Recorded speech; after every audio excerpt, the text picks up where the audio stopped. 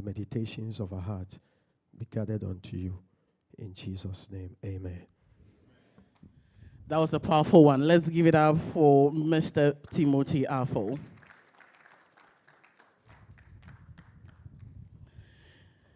Now, ladies and gentlemen, according to W. Edwards Deming, without data, you are just another person with an opinion. And as we all know, opinion, they say, are like noses.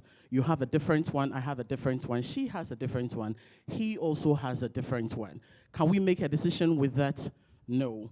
Hence the importance of statistics or data. You are welcome to African Statistics Day 2025 on the theme, leveraging innovations in data and statistics to promote a just, peaceful, inclusive, and prosperous society for Africans. Ladies and gentlemen, the SDG 16 aims to promote peaceful and inclusive societies for sustainable development whilst providing access to justice for all, building effective, accountable, and inclusive institutions at all levels. Looking at our banner today, we are not just observing African Statistics Day 2025, but we are also launching the Governance Series Wave 2 report.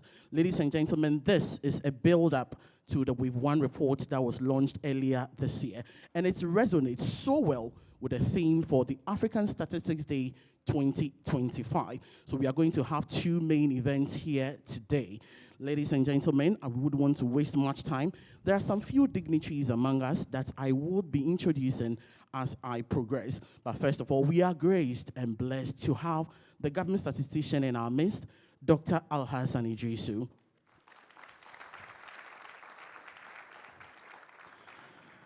We also have the acting deputy government statistician, Mr. Omar Seidu.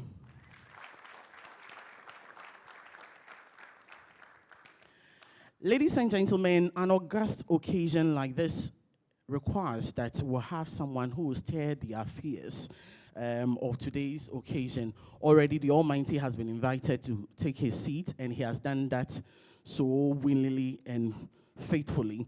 But we need the human factor, the human face, to occupy that special seat. Ladies and gentlemen, we are blessed to have in our midst as chairperson for today.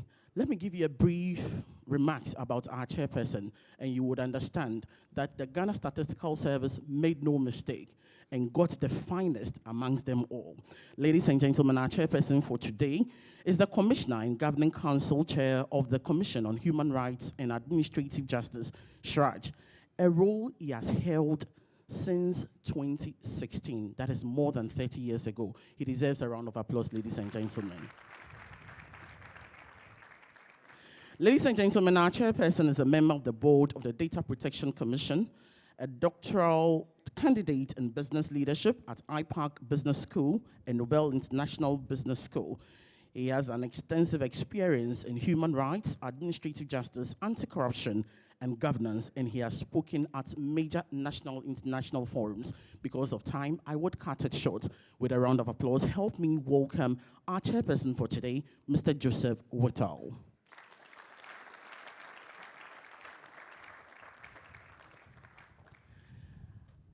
We would take our chairperson's response immediately. Let's welcome him with a round of applause, please. Please, let's keep the applause coming until he gets to the podium. Good morning, everyone.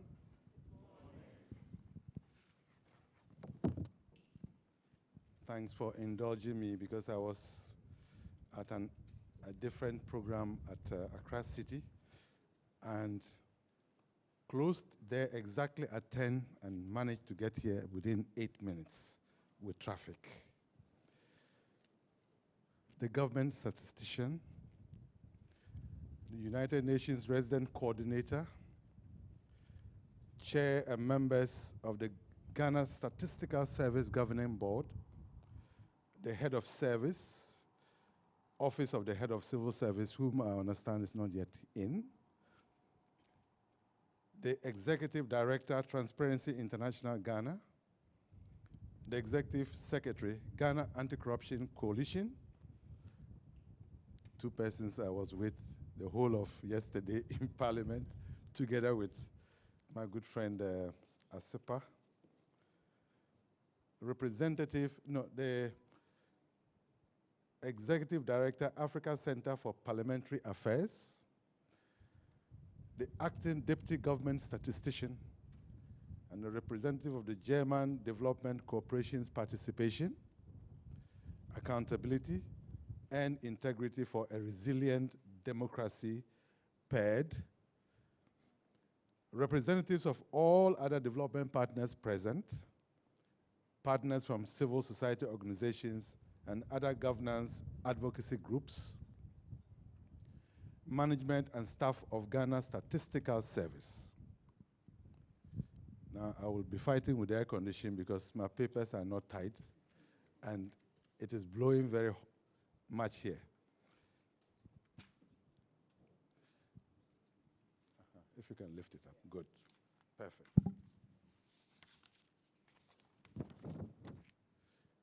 Representatives from academia, representatives from collaborating institutions, ministries, departments, and agencies, partners from the media fraternity, distinguished ladies and gentlemen, all protocols duly observed.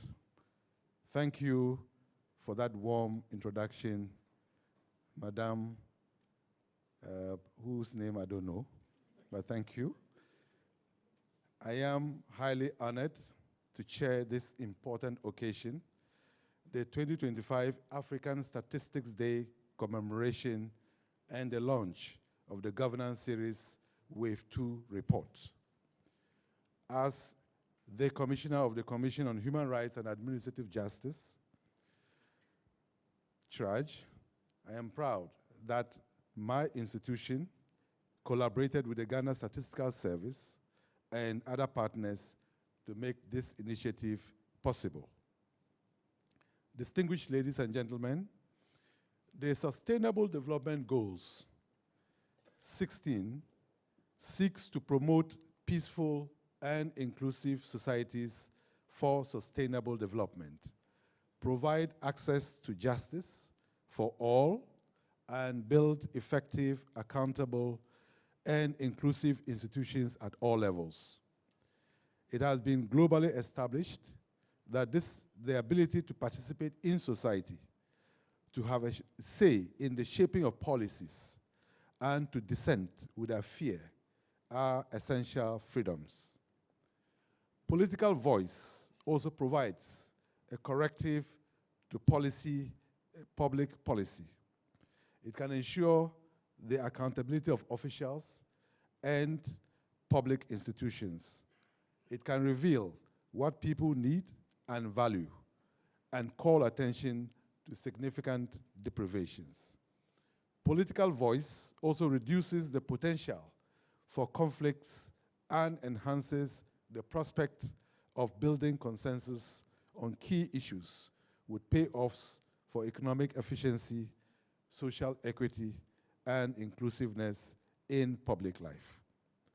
We believe that regularly publishing statistics on how the population perceives the responsiveness and inclusiveness of governance at the national and local levels in Ghana will provide an opportunity for political leaders and public officials to regularly evaluate their performance as a way of deepening democratic governance and reducing the potential for social upheavals and conflicts. Distinguished ladies and gentlemen, the 2025 African Statistics Day team, leveraging innovations in data and statistics to promote a just, peaceful, inclusive, and prosperous society for Africans, unquote, speaks directly to our shared mission of advancing justice, accountability, and inclusion.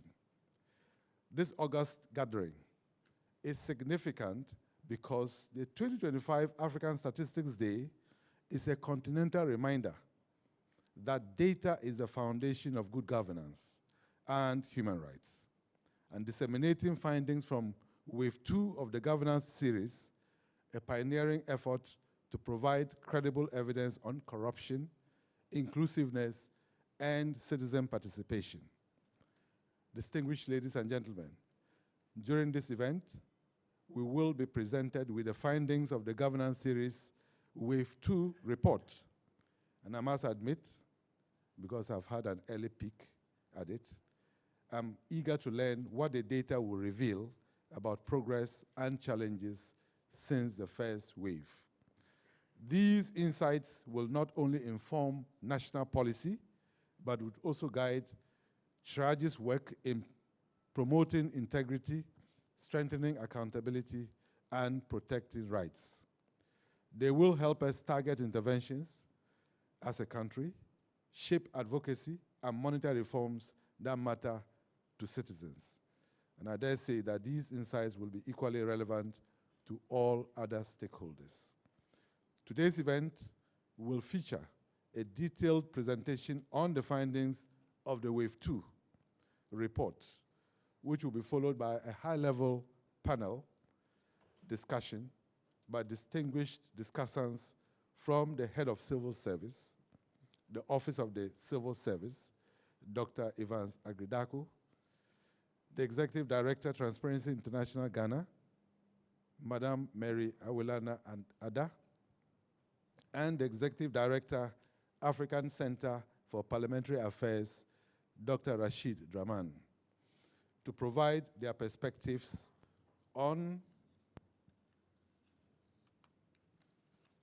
the report and its findings, as well as explore how they can drive policy reforms. These are highly experienced experts in the field. It is my view that their expert insights are going to be very exciting and meaningful to all of us. I therefore urge all stakeholders, government, civil society, development partners, academia, and the media to engage fully. I urge us all to ensure that the evidence to be presented and discussed translates into action. Thank you once again for the honor of chairing this event, and I look forward to the presentations and discussions ahead, and to seeing how this data will help us build a Ghana and an Africa where governance is inclusive, transparent, and accountable. Thank you for your kind attention.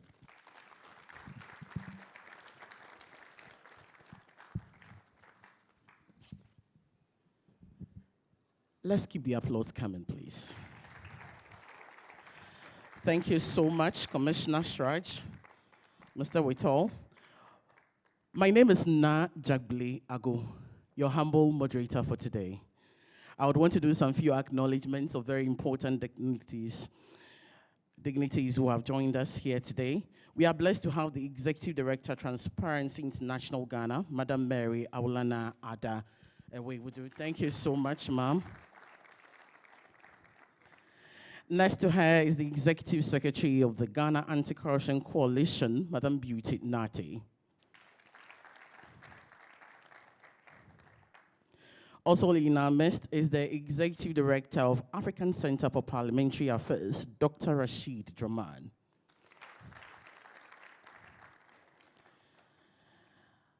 The Head of Civil Service, Dr. Evans Agridako, is ably represented. Shall we see the rep? A wave? I understand there is a representative. Okay, so as and when he gets here, we would acknowledge him duly. We are also blessed to have some board members of the Ghana Statistical Service amongst us. We have Dr. Paul Kwame Butako. Thank you so much. We also have in our midst Dr. Philomena Nyako. So we will keep the acknowledgements coming as and when they get here. Some few housekeeping in case you would want to use the restroom.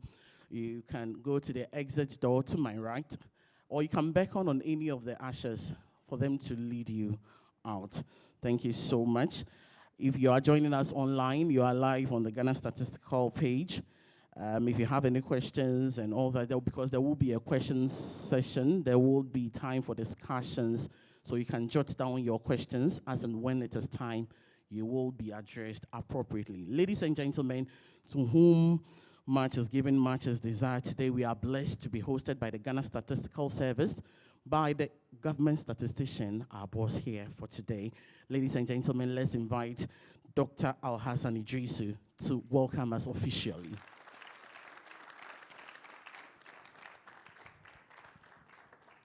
Please, let's keep the applause coming.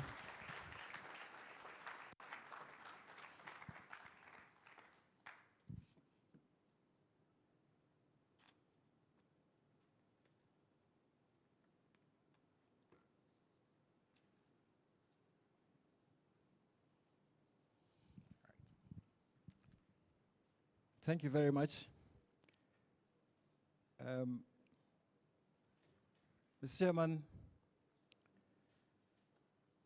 distinguished ladies and gentlemen, permit me to stand on existing protocols so that we can move straight to business and then cut some of the time that is already lost. Thank you for joining us today as we commemorate the 2025 African Statistics Day and launch the Ghana's governance series with 2 reports. Ladies and gentlemen, today's theme asks us to think deeply about the kind of society we want to build. One that is just, one that is peaceful, inclusive, and prosperous. And the truth is that none of that happens without good data. And I was very happy that the chairman made that very, very clear right at the beginning. Not guesses, not assumptions, but real evidence that tells us how people live, what they face, and where our systems fall short. African Statistics Day is not a symbol. It's a reminder that statistics are the backbone of development. They shine a light on realities we would rather not confront, and they guide decisions that shape our future. This year, the African Union calls for fairness and justice for Africans and people of African descent. For Ghana, our response is straightforward. Produce data that brings citizens' experiences into the center of governance.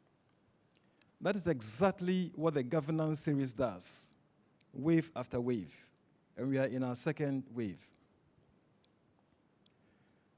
We have 2 bills on technology, innovation, and a modern approach to data collection. Using our 2021 population and housing census frame and the computer-assisted telephone interviewing, we reach out to people in a very faster, more reliably, and with stronger comparability over time. This is what modern national statistical systems must look like. The Wave 2 survey was conducted between 28 July and 28 August this year, with a reference period from January to June of this year. And if you compare that to Wave 1, that had a reference period of January to December 2024, then we are looking at moving from 2024 data to January to June 2025 data, so we can make some comparisons. Ladies and gentlemen, we would show a detailed presentation and share with you the key findings from this exercise. But let me use this opportunity in my opening remarks to share just a few with you. But before then, let us step back and for a moment ask ourselves as to exactly what issues we are trying to address today. Governance is not only about laws and institutions, as we know. And once again, I'm very happy that the chairman emphasized this. It's about how people actually experience the system, how they are treated, as to whether they are treated fairly or not. Are their voices heard? Do they have to pay extra to get what they are entitled to? Until recently, we could only guess the answers. Now we have the data to tell you what is happening in this space. The results from Wave 2 are very revealing. In fact, sometimes encouraging, other times worrying, but always instructive. Ladies and gentlemen, on bribery and corruption, which is what SDG 16.5.1 is about, the data shows some progress. Overall, bribery prevalence fell from 18.4% in 2024 to 14.3% in the first half of 2025, meaning that the prevalence of bribery reduced by about 4 percentage points, and that's positive. But the share of people who gave gifts or money 5 or more times actually jumped from 6.1% to 24%. What does this mean? So fewer people are engaging in bribery as the data is showing, but those who are doing it more frequently. Ladies and gentlemen, money remains the dominant gift. More than half of the respondents we worked with paid 100 Ghana cedis or less. Direct requests for gifts from officials actually dropped from 51.3% in Wave 1, which is in 2024, to 38.6% in Wave 2, which is the first half of 2025. So meaning that now officials have reduced their tendency to directly request for bribes or gifts from the population. I must say that voluntary gifts, often framed as appreciation, almost doubled from 17.6% to 32.9%. So what does that mean? The bribery incidence is coming down, and yet the population is giving more of appreciation or gifts in appreciation, and also giving gifts on their own, even without officials asking, to one way or the other influence the rate at which public services are, shall I say, are executed for them. But there's another very revealing result. Reporting of bribery to officials or unofficial bodies declined. In fact, people may be losing confidence that action would be taken.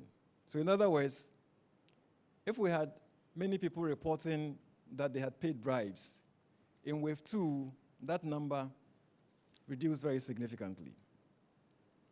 Although the MTTD remains the institution most associated with bribery, its share has fallen from 61% in Wave 1, that's in 2024, to 52% in wave 2. That's the first half of 2025. Meaning that MTTD is still topping the list, but we are seeing some progress. This is a welcome improvement, but still far too high, and we need to work on that. Now, Mr. Chairman, with regards to inclusiveness and responsiveness, which is what SDG 16.7.2 is all about, we are also seeing some improvements. Citizens who feel the political system allows them to have a say in decision-making actually rose from 54.8% in 2024 to 68.4% in the first half of 2025. Also, those feeling completely excluded from the governance system actually fell from 56.1% to 36.3%. So in other words, we are seeing more people being included and less people being what? Excluded, which is very positive. Youth age 18 to 24 saw exclusion fall from 56.1% to 36.3%, and that's very positive.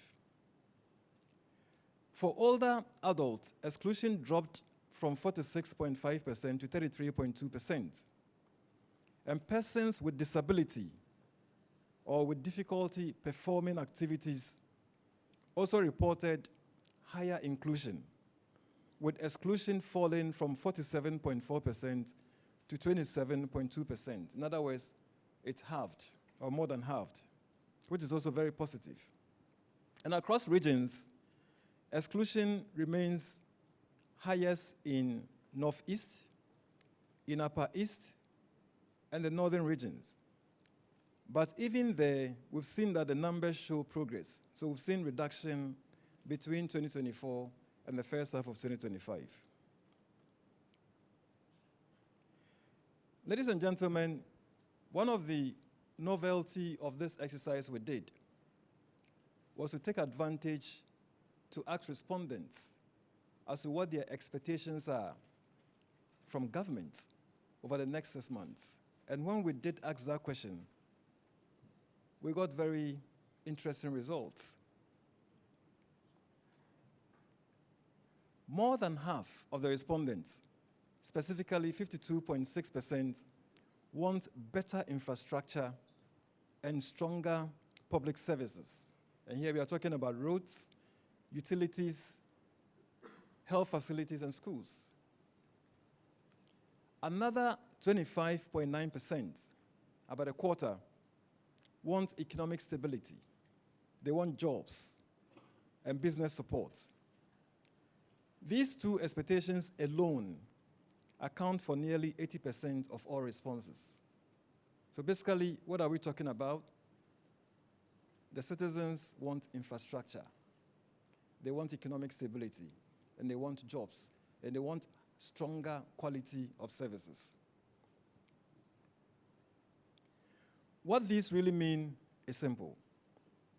Citizens feel more included, but not equally. Some groups and regions remain far behind. It means that the work is still not finished. And where we are seeing progress, the levels that we are looking at, even with the progress, are still very high.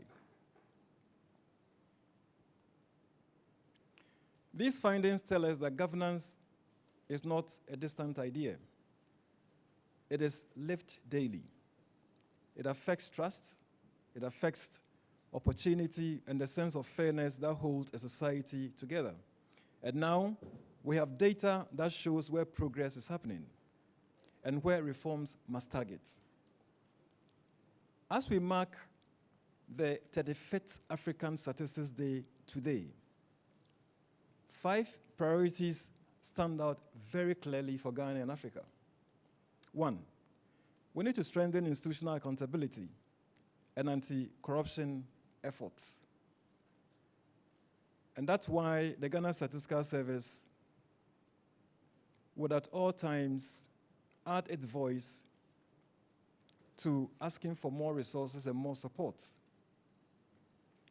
for anti-corruption institutions like SRACH and all the other ones that are represented here.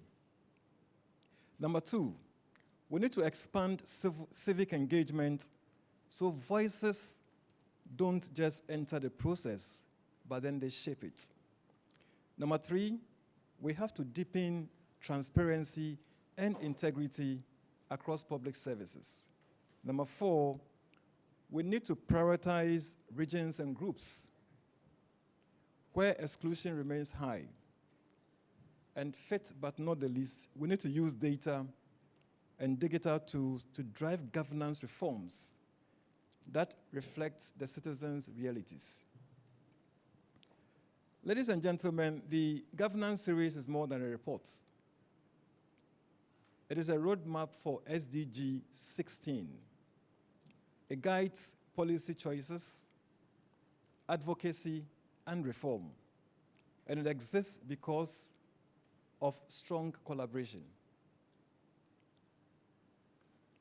To Sraj, and I'm very happy that the boss himself is here, to the PED program of German Development Corporation, to GACC, Transparency International Ghana, ASEPA, the boss is also here, very happy to see him, the Hewlett Foundation, CDD Ghana, and every single stakeholder who supported us either technically or financially, as well as all the respondents who shared their experiences with us. We are extremely grateful to you. Your partnership makes this work possible. But partnership only matters if the evidence is used. So here, my call to action is as follows. Let's not let these findings sit on the shelves. We shouldn't do that. Government, ministries, civil society organizations, academia, development partners, the media, we all have a stake in using this data to build the systems that are fair, open, and responsive. So the ball is back to all of us in our courts. And we need to do what we have to do in our various corners to use the data to improve the system and to support the socio-economic development of the country. Evidence must guide reforms. It must shape advocacy and inform the debate on this subject. If indeed we want peace, justice, inclusion, and prosperity, then we must treat statistics as the language of development. Reliable data gives us the confidence to act, the courage to reform, and the clarity to hold institutions accountable. Ladies and gentlemen, Ghana's launch of Wave 2 is our contribution to Africa's collective vision. It shows that innovation in data is not abstract. It changes how we govern, how we deliver services, and how citizens experience the state. So let us commit to using this innovation to transform lives, not just the processes, to build trust, not just the systems, and to secure a better future for all Ghanaians and for all Africans. God bless Africa, God bless Ghana, and thank you for being part of this important journey. Thank you very much.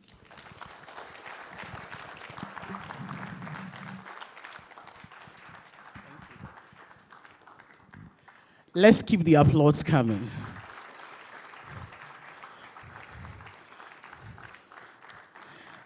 This is what one would say, what an opening address. The teaser alone will make you yearn for more. If this is the teaser in the opening address, you can imagine what will be happening during the presentation of the real details of the findings of the governance series Wave 2 report. A round of applause for our government statistician again. I had my own takeaway whilst Dr. Al-Hassan Idrisu was giving his address. One thing I picked: we should let the evidence that the Ghana Statistical Service is churning out guide the sort of reforms we come about as institutions, as organizations, as policymakers, as businesses, and even as individuals and households. Each and every one of us have our own something in there. And one thing I realized was that some time ago, a scholar known as H.G. Wells, he made an assertion that gradually statistical thinking will one day be as necessary for efficient citizenship as the ability to read and write. And from the teaser we got from the government statistician, indeed, we are there already. Citizens are demanding for what is due them. It's no longer wait till I get to you. They are demanding. What do we do wherever you find yourself? As a political figure, as a civil servant, as a public servant, as an individual, as a student, what are you doing? When I heard that bribe has reduced, I was jubilating in my heart. But when I heard that the gift has shot up, I was like, hey, we are not as safe as we thought we were. Indeed, policymakers must make good use of this particular release to take very concrete decisions. Ladies and gentlemen, I would want to acknowledge some few dignitaries who have joined us. We have Mr. Samuel Harrison Kujo with the Ghana Anti-Corruption Coalition, a wave would do. Thank you so much for coming. We have Mr. Samuel Tete Adams with the National Council of Persons with Disability, a wave would do. Thank you so much. Madam Dorcas Valentina Amponsan with the Ministry of Local Government. Thank you so much for being here with us. We have a representative from the UNFPA in the person of Madam Theresa Yeboah. Thank you so much for being here. We also have a rep from GIZ, Madam Gertrude Elimo. A wave would do. We also have the IOM Ghana representative, Ms. Camila Taranta. Thank you so much for being here with us. As the government statistician was speaking, he made mention of various institutions who have been of so much help to the Ghana Statistical Service, either financially, technically, and whatnot. We would, at this juncture, take some fraternal messages from these institutions or organizations if their representatives are here. First to help us is the GIZ PED program representative, Mr. Kweku Obin, for short fraternal messages. A round of applause for him, please.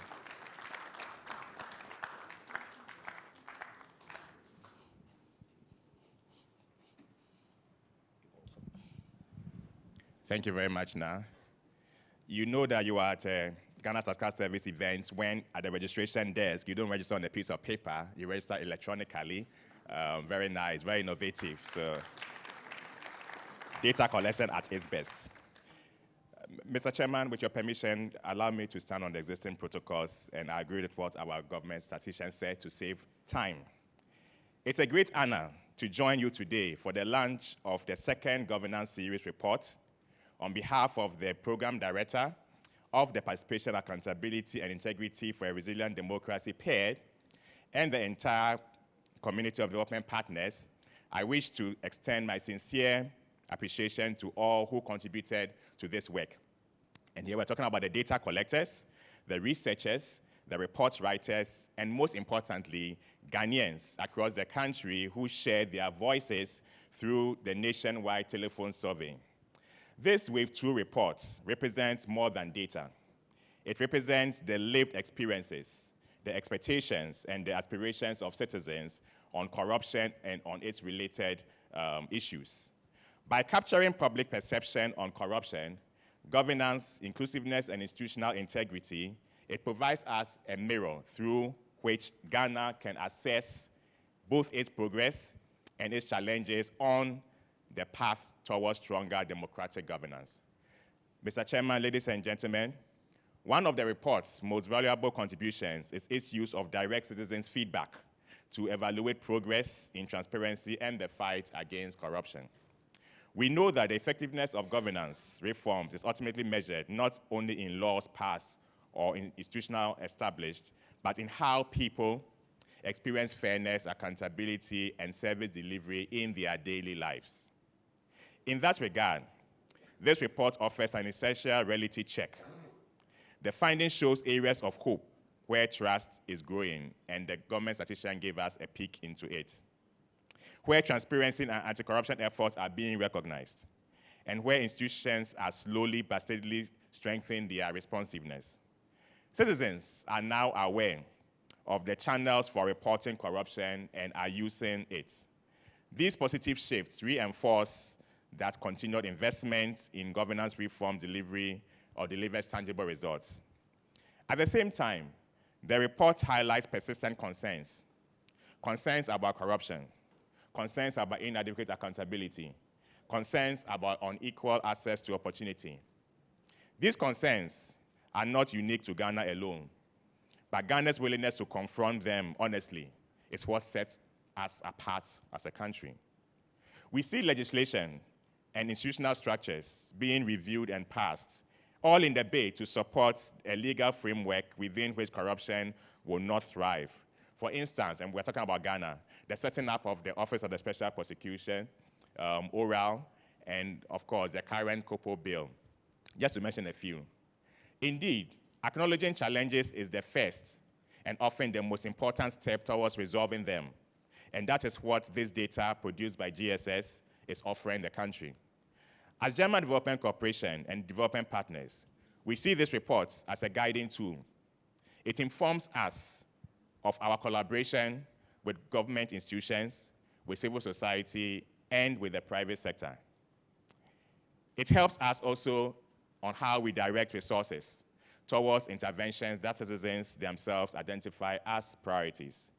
Today's launch is not the end of a research process, not at all, but the beginning of an important conversation. While the insights of the reports will be good for advocacy, it will also reinforce partnership between states and non-state actors and deepen accountability and design reforms that respond to what Ghanaians themselves are calling for. On behalf of the German Development Corporation, we reaffirm our commitment to supporting the Ghana Statistical Service and Ghana's effort to strengthen governance, promote integrity, and build an inclusive society by grounding policy conversations in evidence, not in assumptions, and in citizens' voices, and not in speculation. We wish you, therefore, a wonderful lunch and a fruitful deliberation. Thank you very much.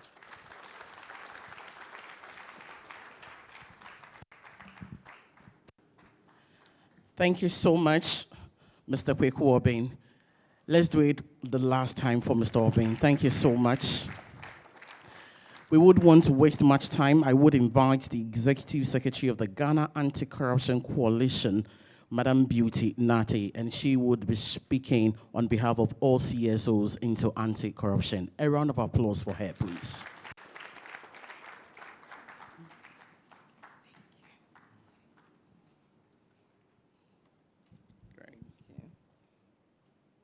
Good morning. Mr. Chairman, Dr. Joseph Whittal, Commissioner of Fisheries, the government statistician, Dr. Alassane Idrisu, the acting deputy government statistician, Mr. Umar Seidu, distinguished discussants, Dr. Evans Agui Dako, Dr. Rashid Dramani, and Mrs. Mary Awelena Ada,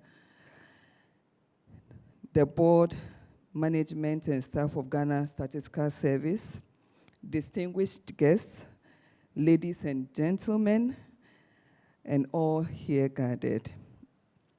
On behalf of the Ghana Anti-Corruption Coalition and the CSOs, I am honored to be here to extend our greetings on this very important occasion, the release of the Governance Wave 2 report. Mr. Chairman, good governance is the bedrock of sustainable development. And today's report provides critical insights to guide our collective efforts. This event is particularly timely, given that it coincides with the 2025 Statistics Day. As a coalition and CSOs, we are firmly committed to issues of transparency, integrity, and accountability. We recognize that credible data is indispensable for effective advocacy, evidence-based policy engagement, and strengthening citizen-state relationships. Mr. Chairman, the Governance Series offers regular insights into the citizens' experiences and perceptions of governance in Ghana in particular. And I'm happy to say, even though sadly, that the result of the governance ways aligns to most of the issues that we have advocated for all this while.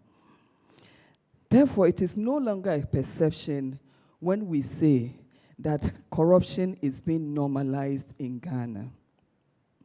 And ladies and gentlemen, as we heard from the government statistician, it requires collective efforts if we want to make a change in Ghana's corruption fight.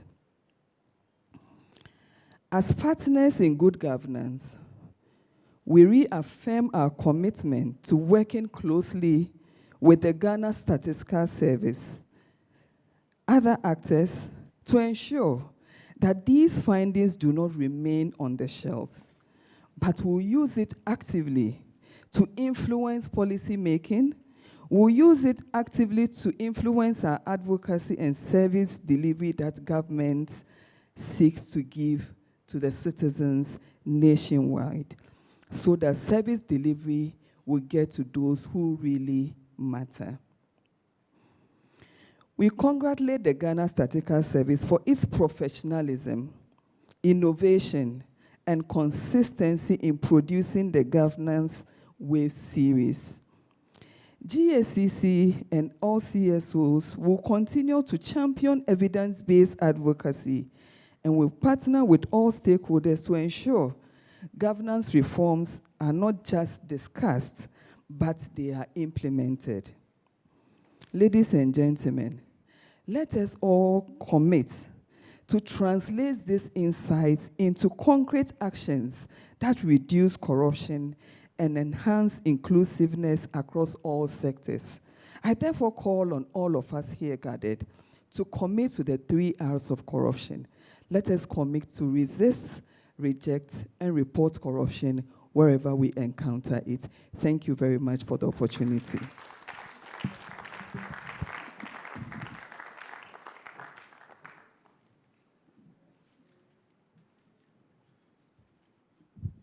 In that spirit of resist, reject, and report, a round of applause for Madam Beauty Nati again.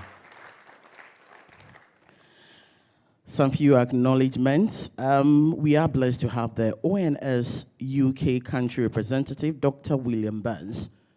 Thank you so much for being here. Ladies and gentlemen, we had the teaser, and we were yearning for more. It's time for more. So if you were writing on a small notepad initially, it's now for you to go for the book itself, because the government statistician is about to present key highlights of the Governance Series Wave 2 report. Let's welcome him with a round of applause.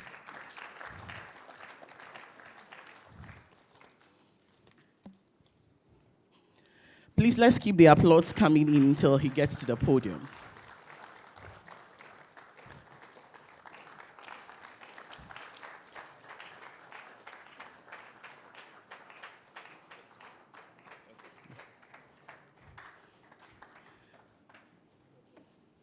The government statistician has always said, speak to the figures, the evidence. That is what he's about to give you. So please, be prepared. Thank you very much.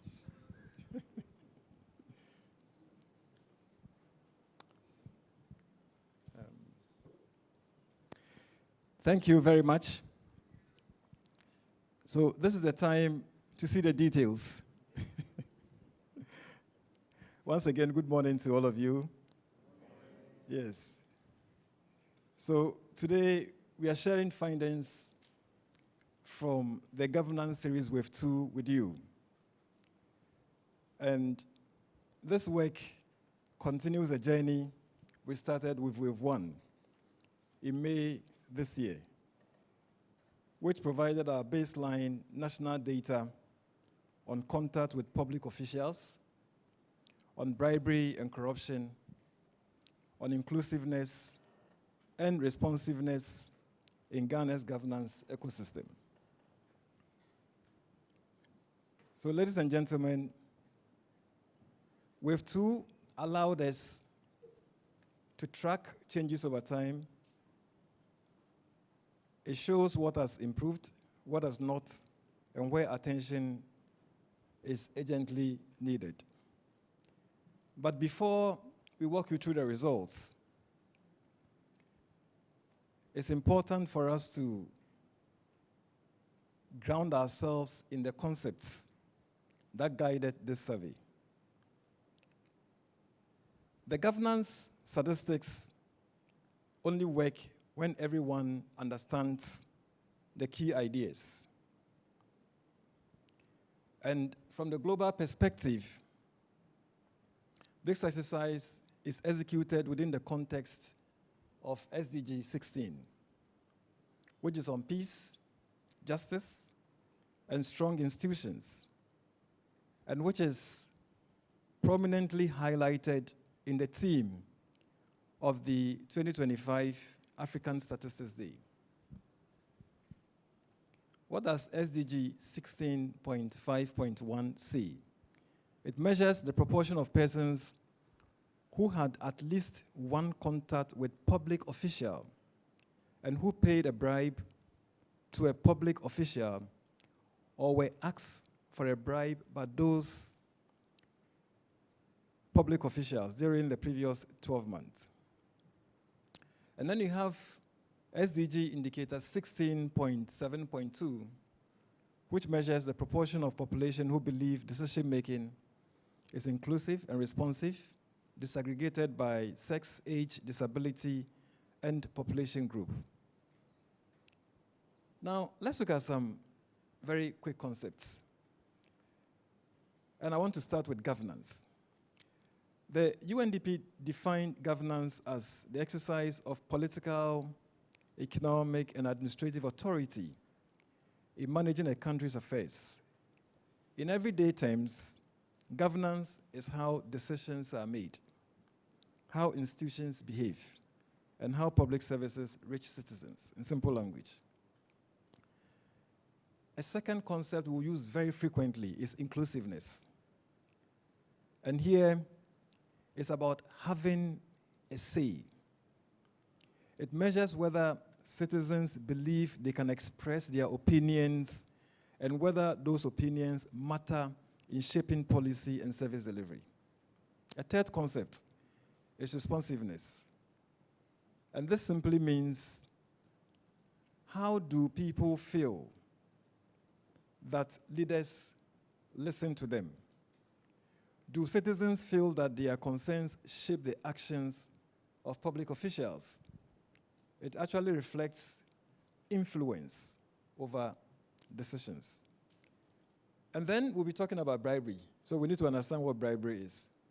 Bribery is basically giving or receiving something of value, whether money, gifts, or favors, to influence public officials' decision or action. And then we'll be talking about the prevalence of it. And this tells us how common bribery is among people who came into contact with public officials. It measures the percentage of adults who, within the past 6 months, that's January to June 2025, gave money, gave a gift, or did a favor in addition to an official fee. And then closely related to the concept of bribery is corruption. And corruption is actually broader than bribery. The experts are here. It includes misuse of power, embezzlement, abuse of office, patronage, nepotism, illicit enrichment, obstruction of justice, and conflict of interest. These definitions we've just gone through actually anchor everything we'll be discussing today. Now let's take a quick look at the methodology and data source. We have two data was collected from 28th of July to 20th August 2025. The reference period, as I said, was January to June 2025. And we use the computer-assisted telephone interviewing, or what we refer to as CATI, drawing on telephone numbers from the 2021 Population and Housing Census data. From a national sample of 15,400 households, we're able to reach 5,640 adults aged 18 and above who completed the survey in Wave 2. This follows 7,248 that were completed. That completed the interviews, questionnaires for us in Wave 1, which has a reference period of January to December 2024, as I mentioned earlier. So in other words, if you look at the number of respondents we touched, in Wave 1, we interviewed 7,248, and in Wave 2, 5,640. And I must say that this is panel, so it's the same. So there's 5,740 actually followed those in Wave 1, so that we can make the comparison. So together, they give us a very strong basis for comparison. Interviews were conducted in multiple local languages, ensuring accessibility, and the data was actually anonymized and then analyzed using Stata. And here, the key indicators were actually disaggregated. As if you're talking about inclusion, you have to make sure that you have a very high level of disaggregated data. And so we're able to tell the story from the viewpoint of sex, age, education, locality, region, labor force participation, and disability-related difficulty. But ladies and gentlemen, this exercise actually gives Ghana something extremely powerful: the ability to track governance trends in near real time. Can you imagine if every 6 months we are getting this data? And again, I would like to reiterate our appreciation to those who supported us both technically and financially. But I must also say that at the Ghana Statistical Service, under the able leadership of the Deputy Government Statistician, Alhaji Omar, we had extremely dedicated staff who helped us do this work day and night to get to where we are today. So let me use this opportunity to say a big thank you to all of you. And I think they deserve a clap.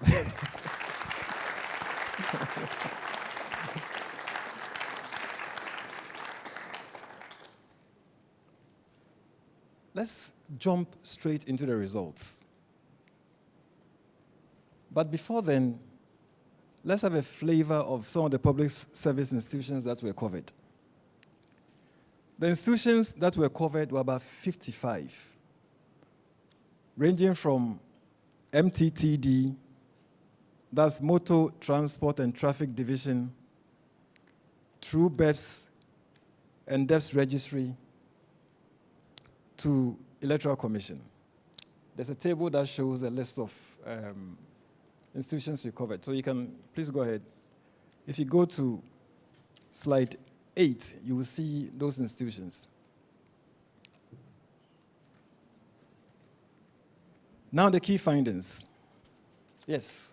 So, many institutions. You have DVLA, Passport Office, Registrar General's Department, NADMO is there. In fact, Ghana Statistical Service. I can't wait to reveal to you the survey results on Ghana Statistical Service. I cannot wait.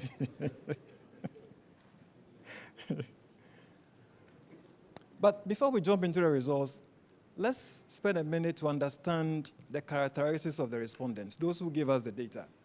Who were we dealing with? So basically, the first point is that the weighted population characteristics across the regions actually remain stable.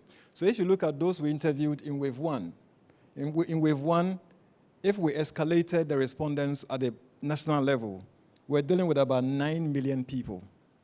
And then in wave two, we're dealing with about 9.1 million people.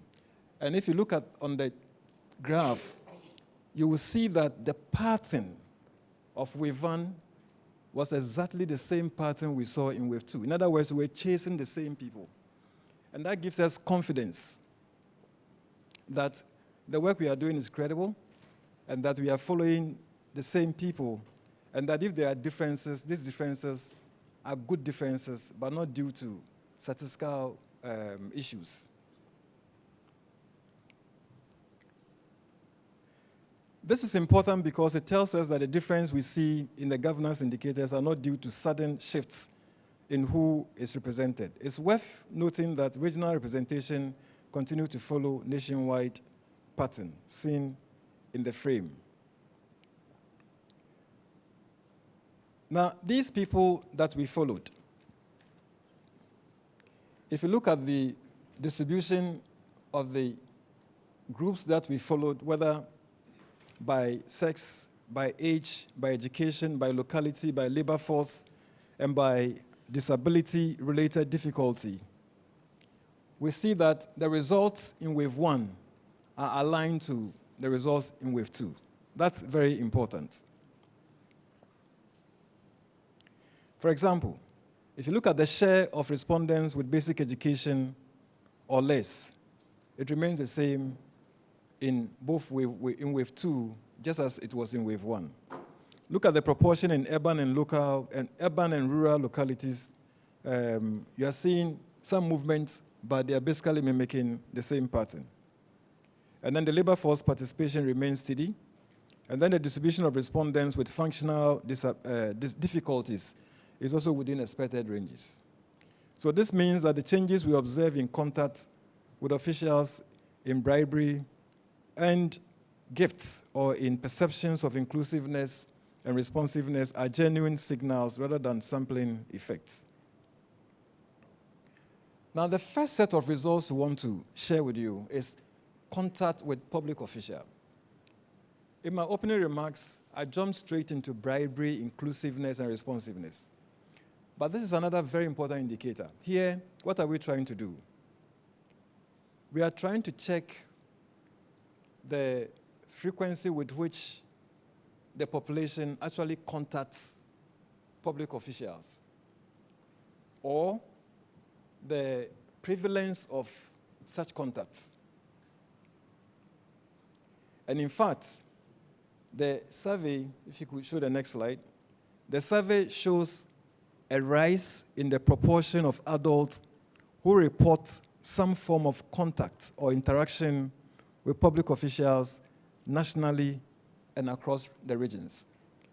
So if you check the slide, you will see that the blue shows those who had contact, and then the light green shows those who didn't have contact. Check wave one. Those who had contact actually increased from 55.7% in wave one to 74.2% in wave two, meaning that more people are now contacting public officials for services. So that has a number of implications. Number one, if they're actually getting good services from these public officers, that's positive.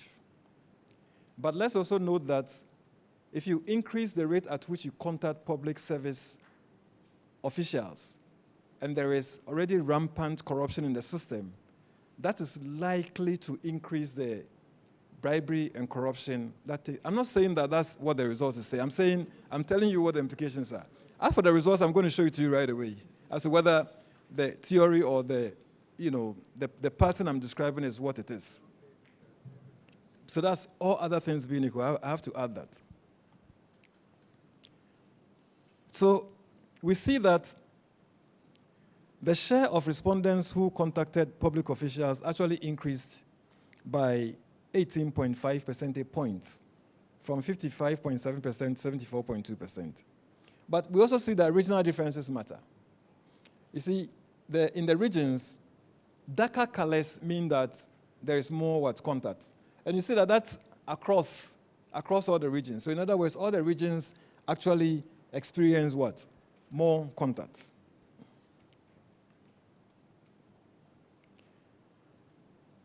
Now, there's a very important statistics I want us to look at, which is the frequency of what? Contact.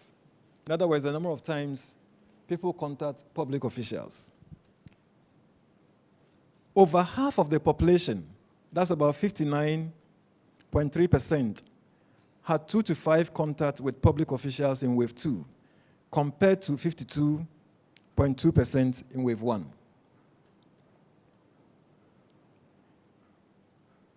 Also, the data shows that more males, that's 13.4%, than females, that's only 4.8%, reported over 5 contacts in wave 2. The wave 2 figures are actually lower if you compare them to wave 1, both for males and then females. Why is this important? It is because more interactions create more opportunities, as I mentioned earlier. Opportunities for good service delivery, but also opportunities for bribery and corruption when the systems lack safeguards. What this means is that more adults are reaching out to service providers or are being required to contact officials to address issues. What we need to understand is what kind of contact this represents. Unfortunately, the data is not able to give us that answer, but at least it gives us a basis to begin that conversation. For example, is it contact driven by service access, which is positive if it's service access, or contact driven by repeated follow-ups, which may signal some bottlenecks? For example, people are contacting public officials because the first contact, they didn't get their problem solved. They have to contact again, not solved. And they have to contact again, not solved. Then that's not positive. So we need to drill down this data, probably in our next survey, tweak the questionnaires a bit to see whether we can get some reasons as to why these repeated contacts are happening. Again, the survey itself does not answer that distinction directly. But as I said, it's a very good basis for the conversation to take place. We see some variations across demographic groups with regards to contacts. Urban residents are more likely to report contact than rural residents, as the data shows. And then we see that adults with secondary or higher education also do more contacts. And finally, those who are aged between 30 and 49 show the highest number of contacts.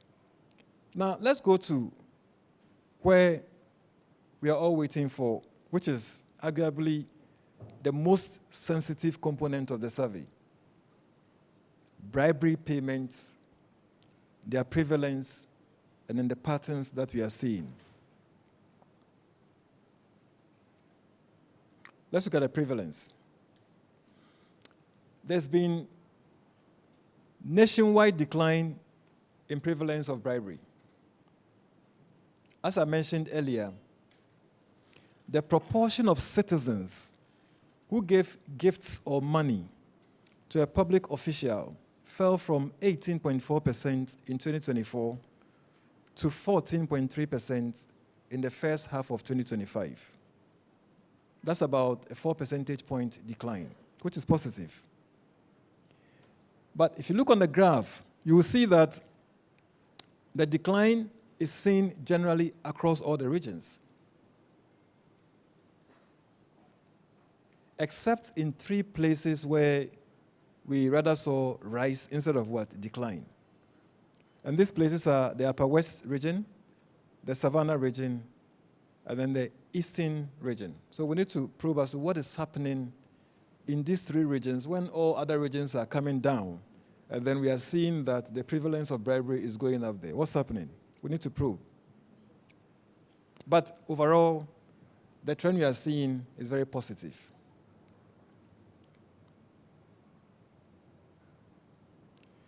Another reason why this trend is very positive is that, as I mentioned earlier, because the contacts with public service or public servants increased, one would have, all other things being equal, that should have possibly translated into increased bribery prevalence, but is the opposite.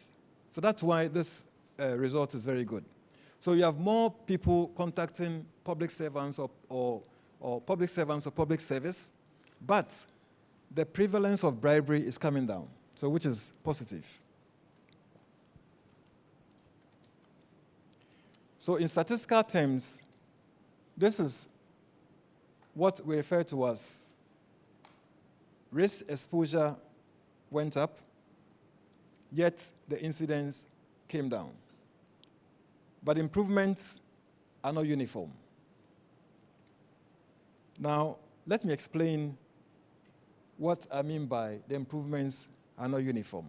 And here you have to go into the various disaggregated data to check whether the trend I just described is permeating through all the various demographic characteristics.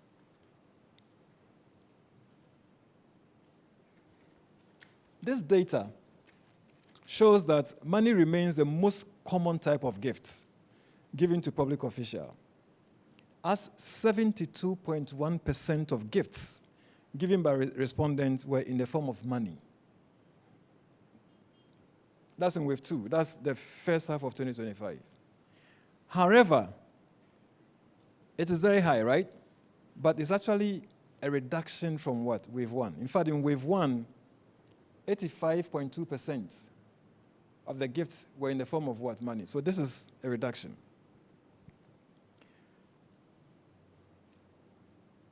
But the surprising trend, though, is that wave 2 shows a rise in favors exchange for services.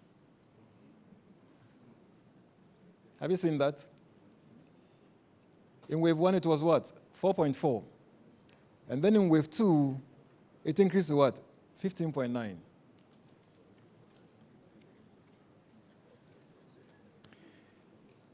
And unfortunately, this trend we are seeing, the favors, is especially more pronounced among females than among males. In fact, for females, the ratio increased from 6.6% in wave 1 to 17% in wave 2. So again, we need to find out what's happening. And as we heard, this is looking more like we trying to normalize what? Bribery and corruption. And it is a bit worrying that it is coming more from what? Females. And the next question we should ask, what is it that they are giving in terms of favors?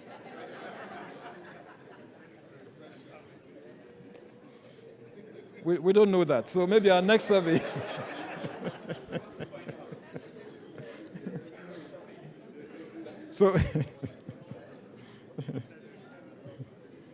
So our next survey will probably have to weave in a number of questions that will tell us why, or the form of favors, that are being used for the exchange.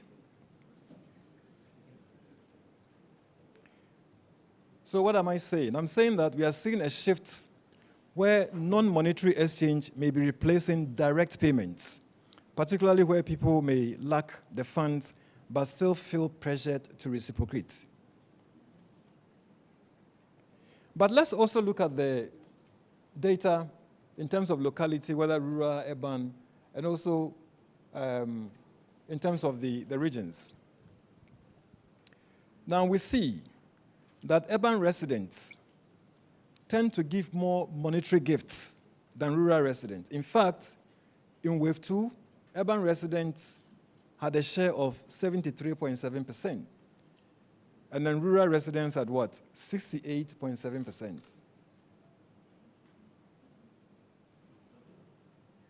But again, we saw the same pattern in Wave 1, except that the figures in Wave 2 were lower than in Wave 1.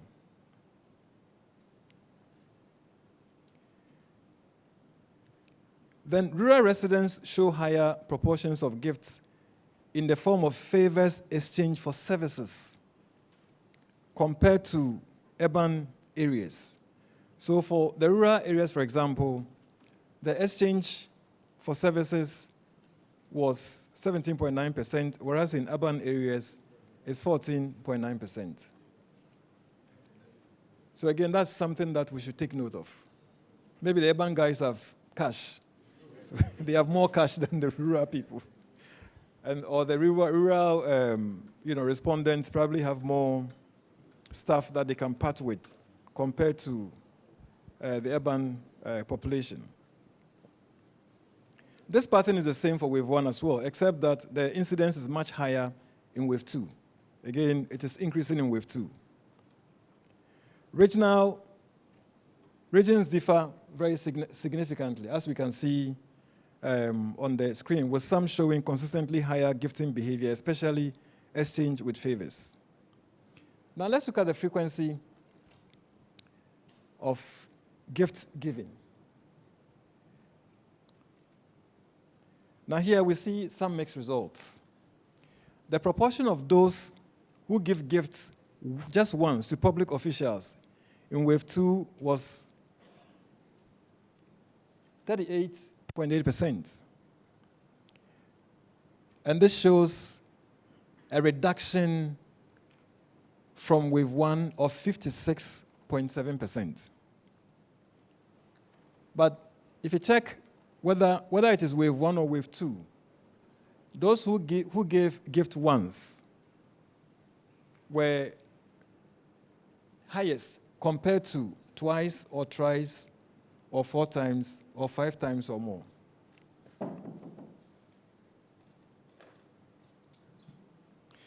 So what does this mean? It means that the proportion of those who gave gifts more than once to public officials in Wave 2, if you do the mathematics, you see that it's around 60%, down from 43.3% in Wave 1. So whilst the proportion of those who gave gifts less frequently, that's once and twice, have reduced between Wave 1 and Wave 2, that's from 78.8% in Wave 1 to 54.8% in Wave 2. Those who gave more frequently, that's thrice and 5 times or more, have increased over the 2 waves from 21.2% in Wave 1 to 45% in Wave 2. And that's not very encouraging. So it means that the frequency has increased over waves. That's not too good. And again, males tend to give gifts more frequently than females in both Wave 2 and Wave 1. But females tend to dominate when it comes to lower frequency of gift giving. That's the once or twice category.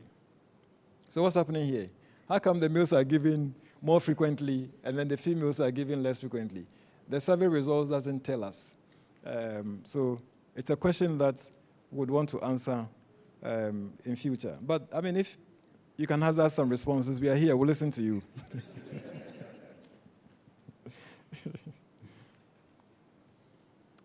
Regional disparities. So regional disparities are very evident as well. Regional trends are just mimicking what we saw at the national level. And most regions are showing reduced incidence of giving gifts less frequently between the 2 waves. And again, most regions are showing increased incidence of giving gifts more than 5 times, as we can see on the screen. That's between wave 1 and wave 2. Now, how much money are they giving out? So let's look at the money, amount given to public officials. We see that low-value payments are dominating. In fact, the data shows that 85.4% of all gifts were 500 Ghana or below.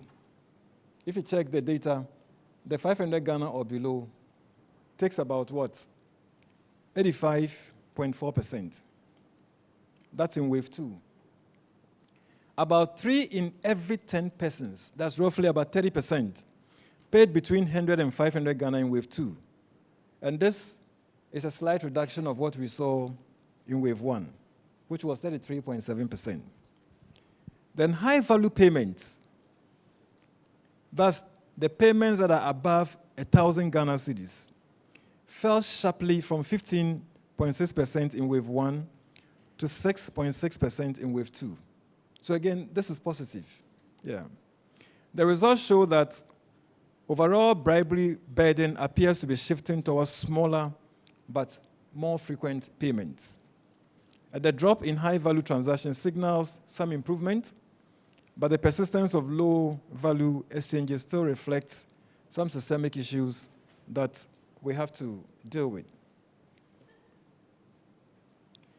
Now, if you look at the regional perspectives, we see that payment lower than 100 Ghana cedis remains the dominant amount in every region across both waves, with significant increases in wave 2 for the Ahafo region, 44%, and the northern region, additionality of 38.5%. And then Upper East region, 19.1%, followed by Ahafo region, 18.4%, actually recorded the highest payment above 1,000 Ghana cedis in wave 2. And payments between 101 and 1,000 Ghana cedis declined in most of the regions except in the Northeast, which increased by 34 percentage points, Volta, which increased by 16.9 percentage points, and Upper West, which increased by 12.9 percentage points. The northern regions are experiencing significant increases in medium-range informal payments, while Ahafo and Upper East stand out as hotspots for high-value payments. This points to regional disparities in service bottlenecks. Now, the next question we try to answer is how citizens know payment is required. And this is very interesting. So usually, we are looking at direct requests from the official. Those who are bold, just ask, give me the money, otherwise I won't give you the service. And then officials indirectly requested for payment. So they'll ask in a very nice way. And then a third person requested the extra payment. And then in the last two, nobody is asking you to do the payment, but you think that if you do the payment, it will facilitate your access to the service. So you do the payment on your own. So that's voluntary. And then in the last one, you are actually giving appreciation. In other words, the service has probably been rendered, and then you are just giving it out as what? As appreciation. So in fact, the last two shows the voluntary nature of, should I say, bribery or gift giving? Okay. So the direct requests from officials actually dropped from 51.3% in wave 1 to 38.6% in wave 2. So that's positive. That's very positive. Indirect requests also dropped from 18.4% to 12.3%. That's also very positive. Third-party requests dropped from 5.2% to 2.8%. Again, very positive. If you put these three together, the proportion of people who believed that a public official expected an additional payment actually declined from 75% in wave 1, which is 2024, to 54% in wave 2, which is the first half year of 2025. So from 75% to 54%, that's more than 20 percentage points. And that's very, very positive. That's a drop. So this implies that officials are now less likely to ask openly for money or gifts. This could reflect possibly awareness of the risk involved in asking for money, and also maybe tighter monitoring, and also strategic shifts towards subtler methods. Again, we don't know this. But, there are government policies and also interventions by non-state actors that are taking place at the same time. So all of these could be working together to influence the results that we are seeing. At least we know that the oral team has been working, and we know very high-profile corruption cases that are being handled. We also know that there is code of conduct for public officials, particularly for politicians, that has also been launched and been, shall I say, operationalized. And then we know that there are some governance reforms taking place, including the revision of the Act with regards to asset declaration and many others. So all of these are policy interventions that are taking place, at the same time, and they could be influencing some of the results we are seeing.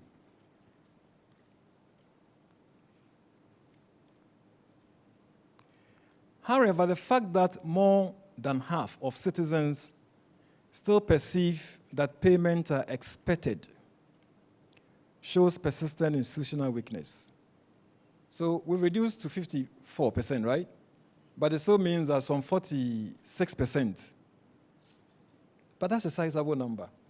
So yes, we can jubilate about the reduction from 75% to 54% in terms of those who believe that a public official must take some money. But the 54% is still high, so we need to still work hard to bring that down completely or significantly. There is, however, a significant rise in voluntary or appreciation-based payments, even as explicit demands are declining, and that's not good. So what do we see? The data is telling us that citizens saying they gave money as appreciation rose from 17.6% in 2024 to 33% in 2025 first half year. So 18% to 33%, that's quite significant. Appreciation, that's quite significant. In fact, it's almost doubling. And those that citizens who are initiating additional payments, and here I'm talking about both the voluntary and the ones who are donating appreciation. If you put the two together, it's actually rising from 25% in wave 1 to 46% in wave 2. So 25 to 46 is quite significant. So we are seeing the combined effect is even much more prominent. And then if you look at the regions, we see that Eastern, Western, and Bono East recorded the most prevalence shares in this voluntary payment. Why it is happening, or it is very prevalent in Eastern, Western, Bono East, I don't know. But it's something that we need to investigate. So this implies that people may increasingly feel that offering money is necessary to speed up services, secure cooperation, or avoid future delays.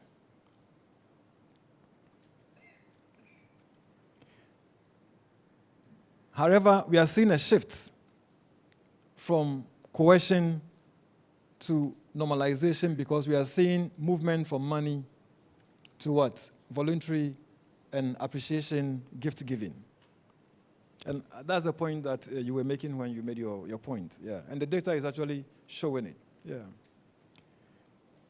So the results show two things. First, officials are asking less, but citizens are paying more on their own initiative. That's what is happening. That's what the data is telling us. Second, this shift suggests that bribery is moving from you must pay if you want the service to I would better pay so that service works smoothly. Each of these is not good.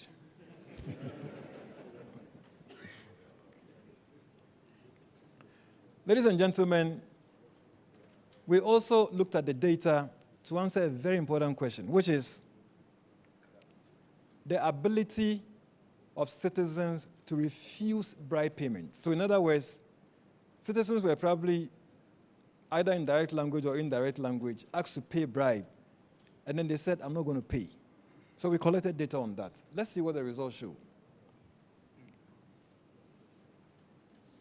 At the national level, only 3% of people who received a request for money or gift refused to pay in this recent wave that we did. That's first half of 2025. But that's a very dramatic drop from wave 1, which was 8.5%. So that's worrying because we want people to refuse more. But rather the data is showing that in wave 1, 8.5% refused. But in wave 2, only 3% refused. That's not a good statistics at all. So we need to work on that. And here we need to do a lot of sensitization and let people know what their rights are, improve services so that they don't even have to allow themselves to be, for people to extract bribe from them. So this means that citizens are becoming less likely to refuse demands from public officials. 90.8% of all refusals in wave 2 came from men, up from 74.4% in wave 1. So that's positive. So the men are refusing more. And in fact, between wave 1 and wave 2, they are even refusing more intensely. But let's look at women. Women refusals also fell from 24.6% to 9.2% between the waves. But you see, 24% is already very low compared to the men's ratio of 90-point-something%. And then in wave 2, yes, it is coming down, but it's still much lower, which is 9.2%. And when we did a further disaggregation of the data, we actually saw that women refuse payment far more frequently in health care context, as 22% of females refuse payment requests from doctors and nurses compared to 4.3% of males. Again, we need to dig into that. Why is it that when the doctors and nurses are requesting money, the women are able to refuse, but the men are not able to refuse that much? We have to investigate that. Sorry? More nurses around.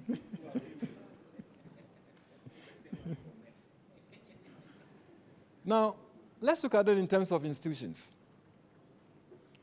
So police officers, including community police, dominate the landscape of requests that citizens refused. So that's positive, isn't it? 49.3% of all requests but refused incidents in wave 2 involve the police. So it means increasingly we are getting our citizens to refuse what? Bribery demands from what? From police, 49.3%. This is a very significant rise from what we saw in wave 1, which was 32.4%. So that's very positive. 51.4% of men refuse demands from police in wave 2.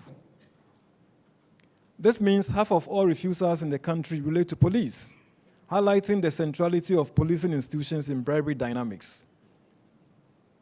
But it's not just the police. Next is public utility officials. We have 12.3% in wave 2, compared to 3.9% in wave 1. So the refusals also increased in public utility officials, with public utility officials.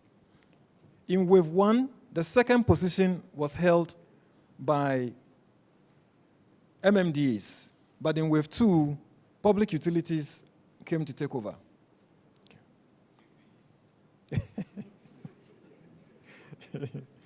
Now let's look at these in terms of gender, and also in terms of, that's what, locality? In terms of locality.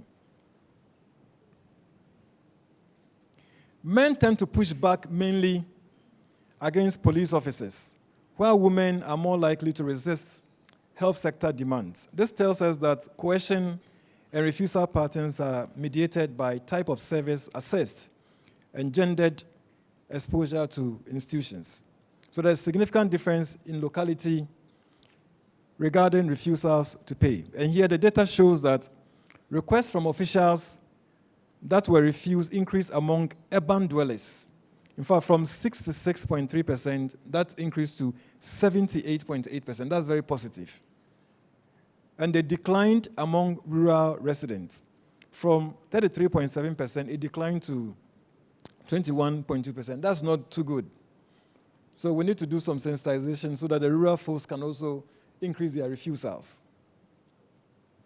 The police pattern was the same in the urban-rural divide as well, except the ratios increased for both urban and rural in wave 2. So these statistics actually provide the following observations.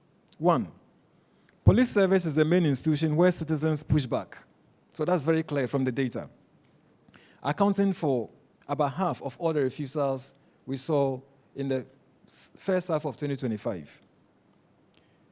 2, women refuse far less, often overall, but when they do, it is disproportionately in healthcare settings. And then 3, urban residents are increasingly refusing, perhaps because they interact more with institutions where refusal is possible or safer. And the overall decline in refusals actually raises a number of questions. First, are citizens losing confidence that refusing will lead to fair service delivery? Because just 3% is worrying. I'm talking about overall. Or are officials becoming more subtle, reducing movement when citizens feel able to refuse? Now, let's look at reports made to an official or non-official anti-corruption institution. And here, Shraj can let us know if some of the results we are going to show are what they see or not. Car number GR994111, a Mitsubishi Pajero. In case you've forgotten your car number, is a Mitsubishi Pajero. You are needed outside. Car number GR994111, Mitsubishi Pajero. You are needed outside. Thank you. Thank you very much.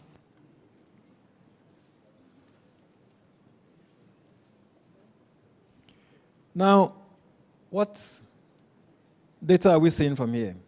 I'm talking about those who report bribery or gift giving or payment to anti-corruption institutions,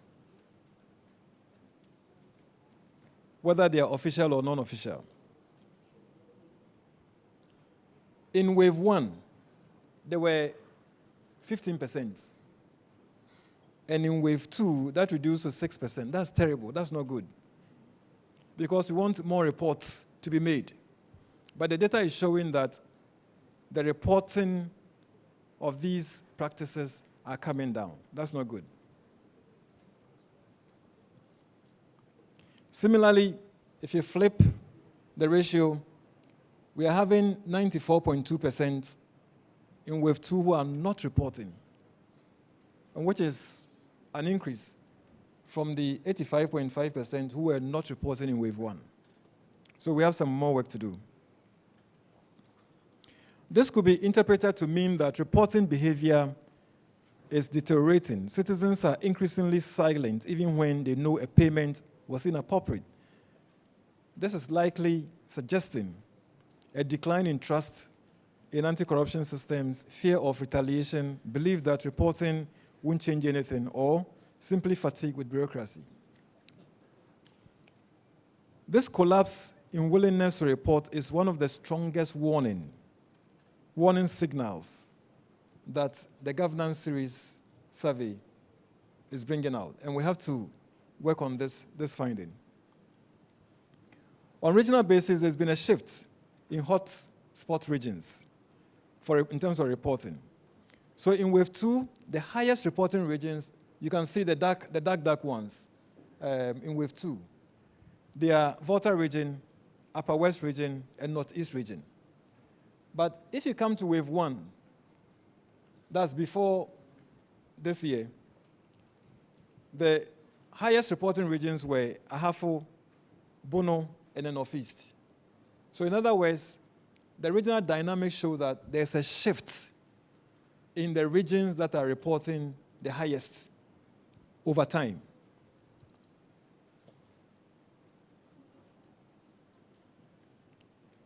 So this suggests that new regional dynamics in trust and willingness to report, and possibly shifting contact patterns with anti-corruption institutions, or changes in local enforcement and civic activism. Let's go to the next slide. Next slide, please. So here, we want to look at contact with official of a public institution that gave a gift of money in addition to official fee. At the national level, what do we see? The population who gave a gift or money when contacting an official dropped from 18.4% in wave 1 to 14.3% in wave 2, as I mentioned earlier. But let's look at which agencies are driving this pattern the most. Motor Traffic and Transport Department, MTTD. Check number 9. Check the gift or money. What do we see there? MTTD officials accounted for 61% of all gifts and payments in wave 1, declining to 51.9% in wave 2.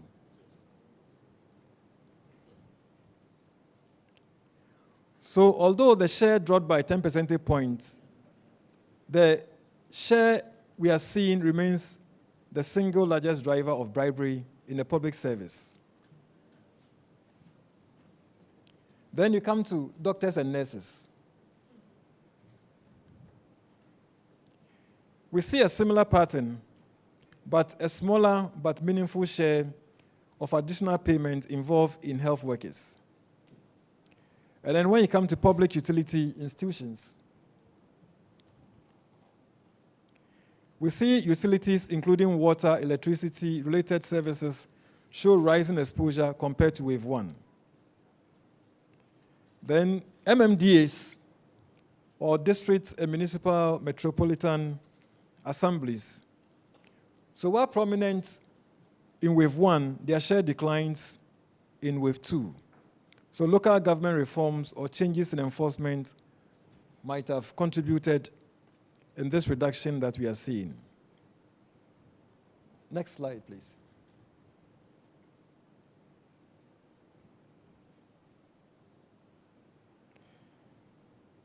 Okay, so let's now go to, you can go to the next slide. Yeah. Yes. So let's look at the top institutions whose officials took bribe. And here we are looking at the pattern. We are looking at the top 10, right? I want to start with wave 2, that's now. You have police. So,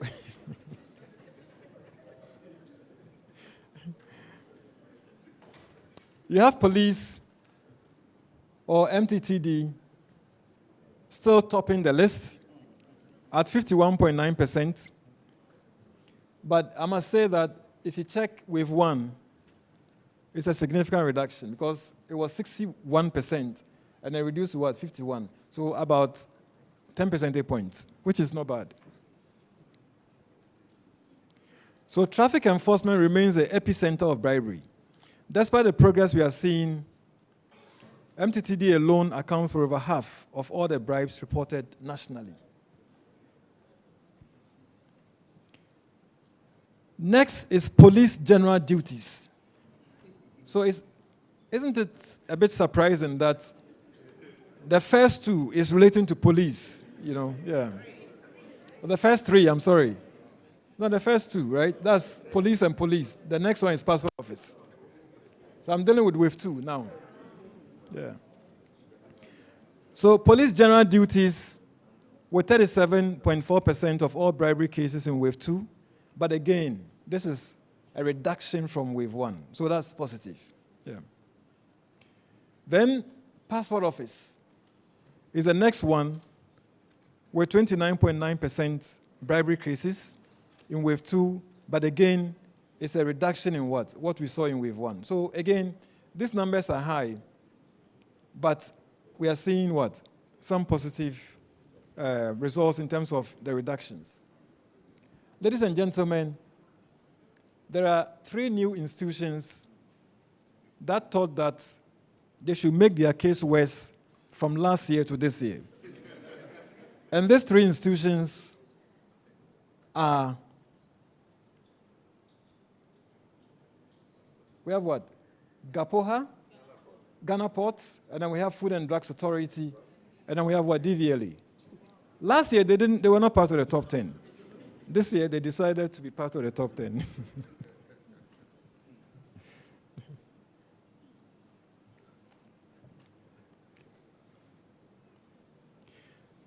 But the good news is that there were also 3 institutions that dropped in the top 10 if you compare last year to this year.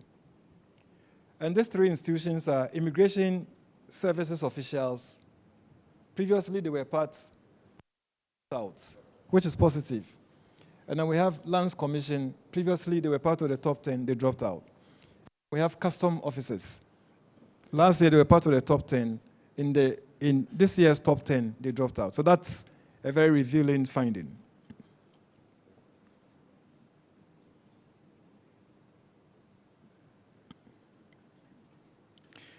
But let's also look at the bottom 10.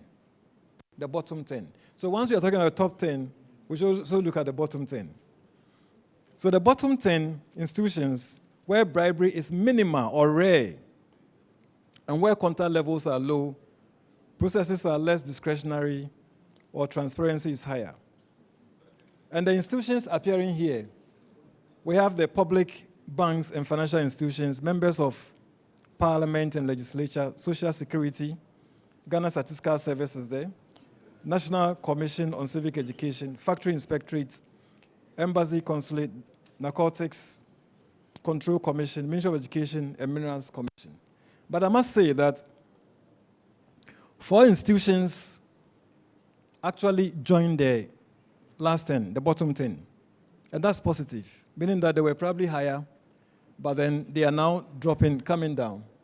And these institutions are the public banks and financial institutions. They join the bottom 10. And then we have the National Commission on Civic Education. We have Factory Inspectorate and Ministry of Education. So, ladies and gentlemen, in wave 1, Ghana Statistical Service, 4%.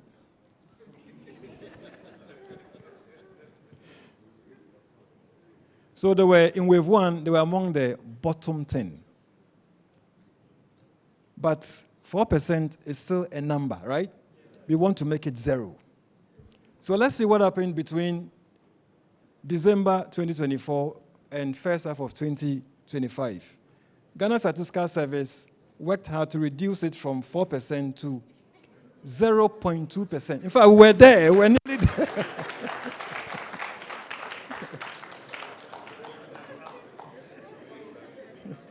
No, I think they need another clap. A round of applause.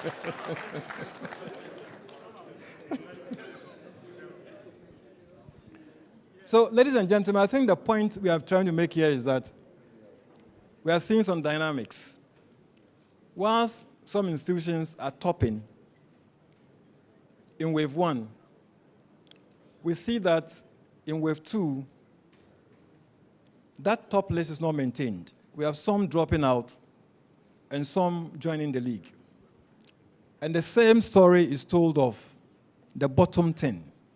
We have some also dropping out and some joining. But we are seeing some making significant improvements, like Ghana Statistical Service, that reduced from 4% to 0.2%. Okay. Now, let's talk about inclusiveness and responsiveness. That's the voice. So here,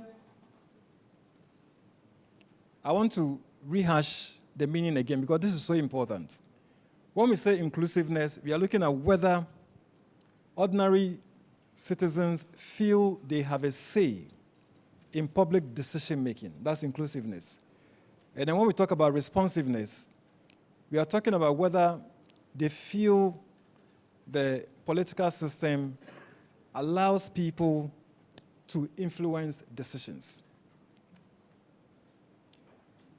The data reveal 3 broad insights. And what are these? 1, perception improved substantially between wave 1 and wave 2 with regards to both inclusiveness and responsiveness. So in other words, we are seeing those who are saying they are not included or they have no say at all, reduced from 42.4% in wave 1 to 29.2% in wave 2. That's positive.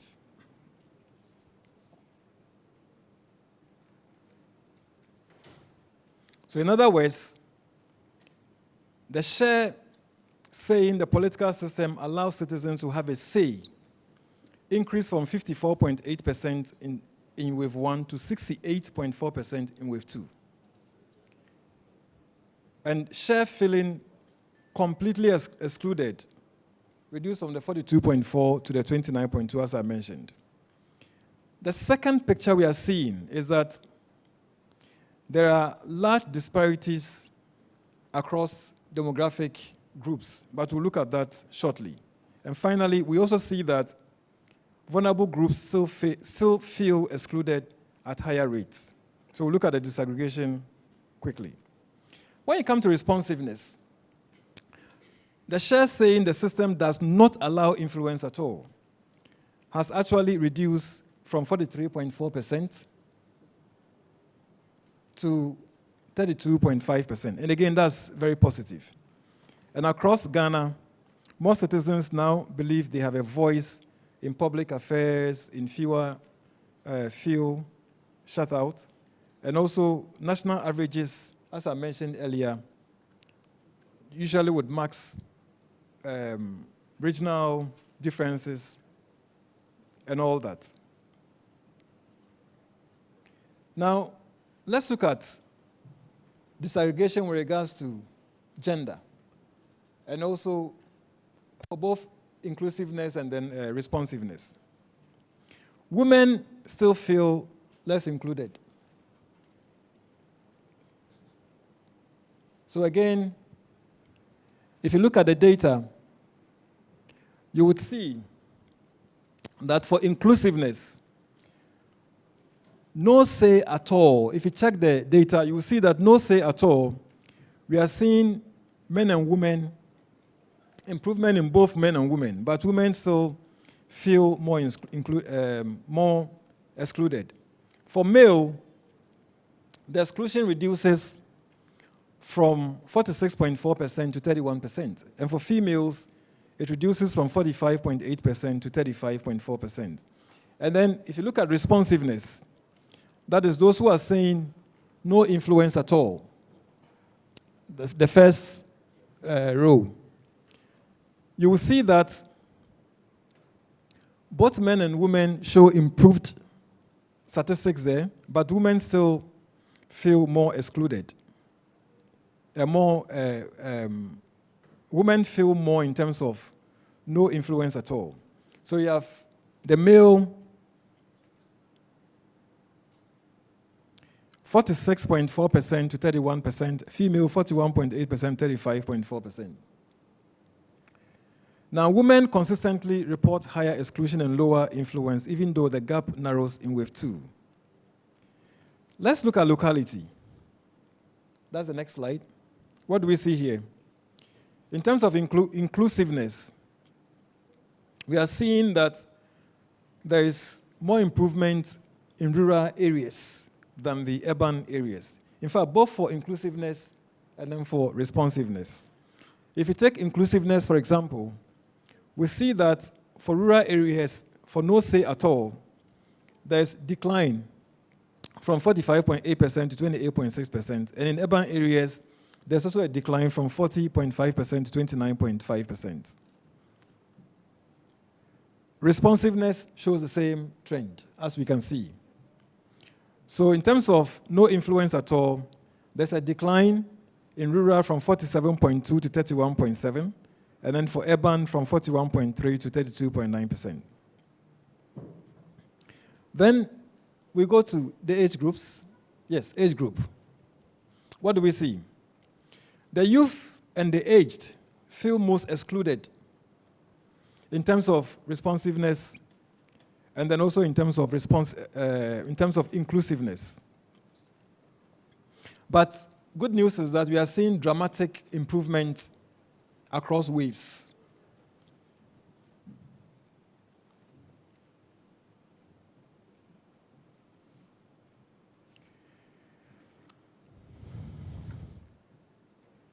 Let's look at the educational level.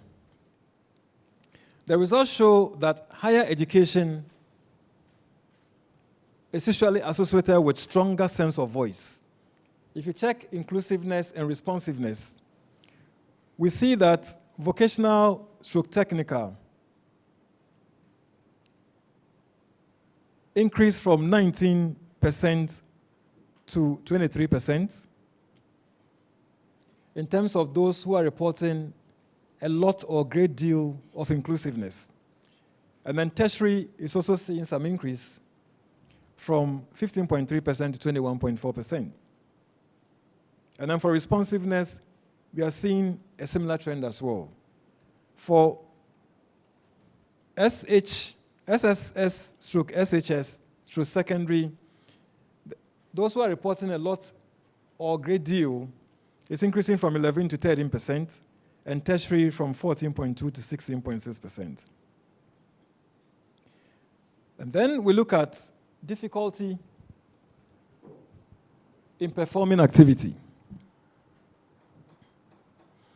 The results are showing that persons with difficulties still feel marginalized though there is improvement across the waves. So more specifically, let's look at inclusion. The ones that say that they don't have say, no say at all. We see for speech, there's improvement from 54.8% to 28.5%, And for sight, there's improvement from 47% to 26%. And for self-care, from 66% to 18%. So these are very significant improvements. Similarly, we see the same trend for responsiveness. So while Wave 2 shows a drastic improvement, persons with physical, sight, or other difficulties still experience pronounced exclusion due partly to inaccessible processes, limited engagement channels, or reliance on intermediaries. Let's look at labor force status.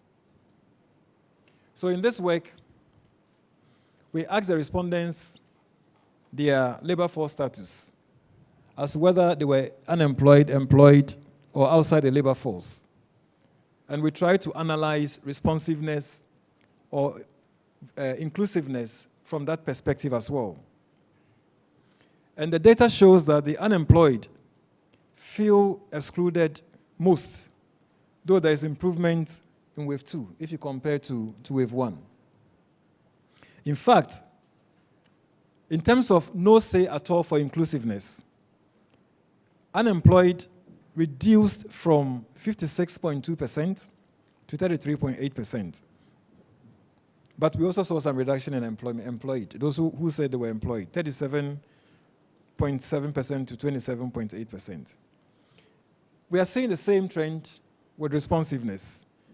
Also, those who are saying no influence at all, there's a reduction from 57.1% to 36.1%, and then employed from 38.9% to 31.2%. So the results are showing that people outside stable employment feel disconnected from governance.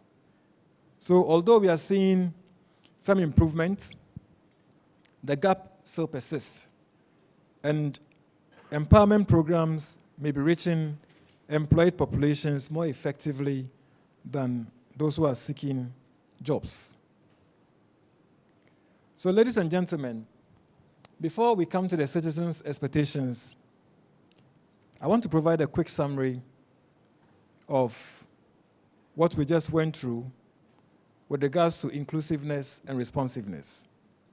First, the results show that both inclusiveness and responsiveness are moving parallelly. So in other words, we are seeing improvements in both inclusiveness and responsiveness. When citizens feel they have a say, and also when citizens feel that they can have some influence, those are positive things. And the results are showing that the two go together.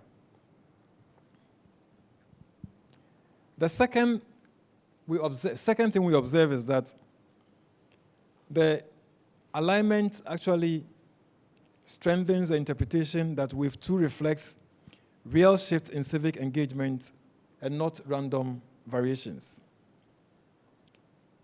So the positive trends we are seeing are the following: that there's strong improvement in perceived voice and influence, there's sharp declines in no say at all and no influence at all. And then we've seen gains across every demographic group, and then we're also seeing regional turnarounds when it comes to influence and responsiveness. But we are also seeing some inequalities, which we should watch. We are seeing that women remain less empowered than men. We have to watch that. We are seeing that the youth remain least included in terms of the age group. We also saw that persons with disability feel disproportionately excluded. And then the unemployed lag behind the employed in voice. And the urban-rural differences are shrinking, but then they are there. So these are also some inequalities we have to watch so that when we are designing policy interventions, they will guide us.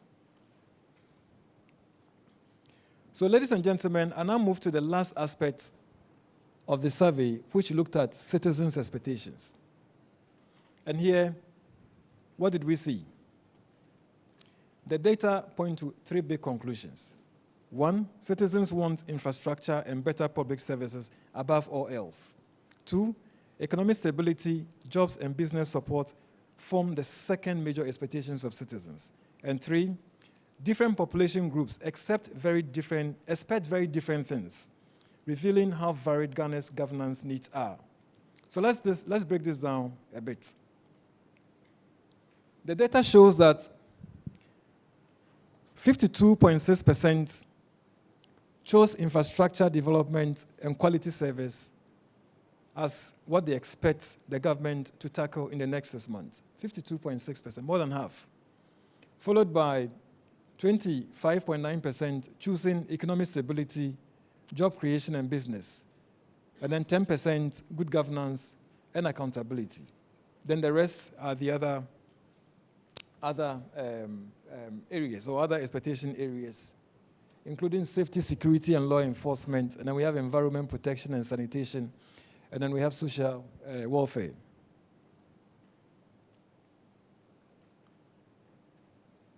So citizens want government to fix the fundamentals. That's what this is saying.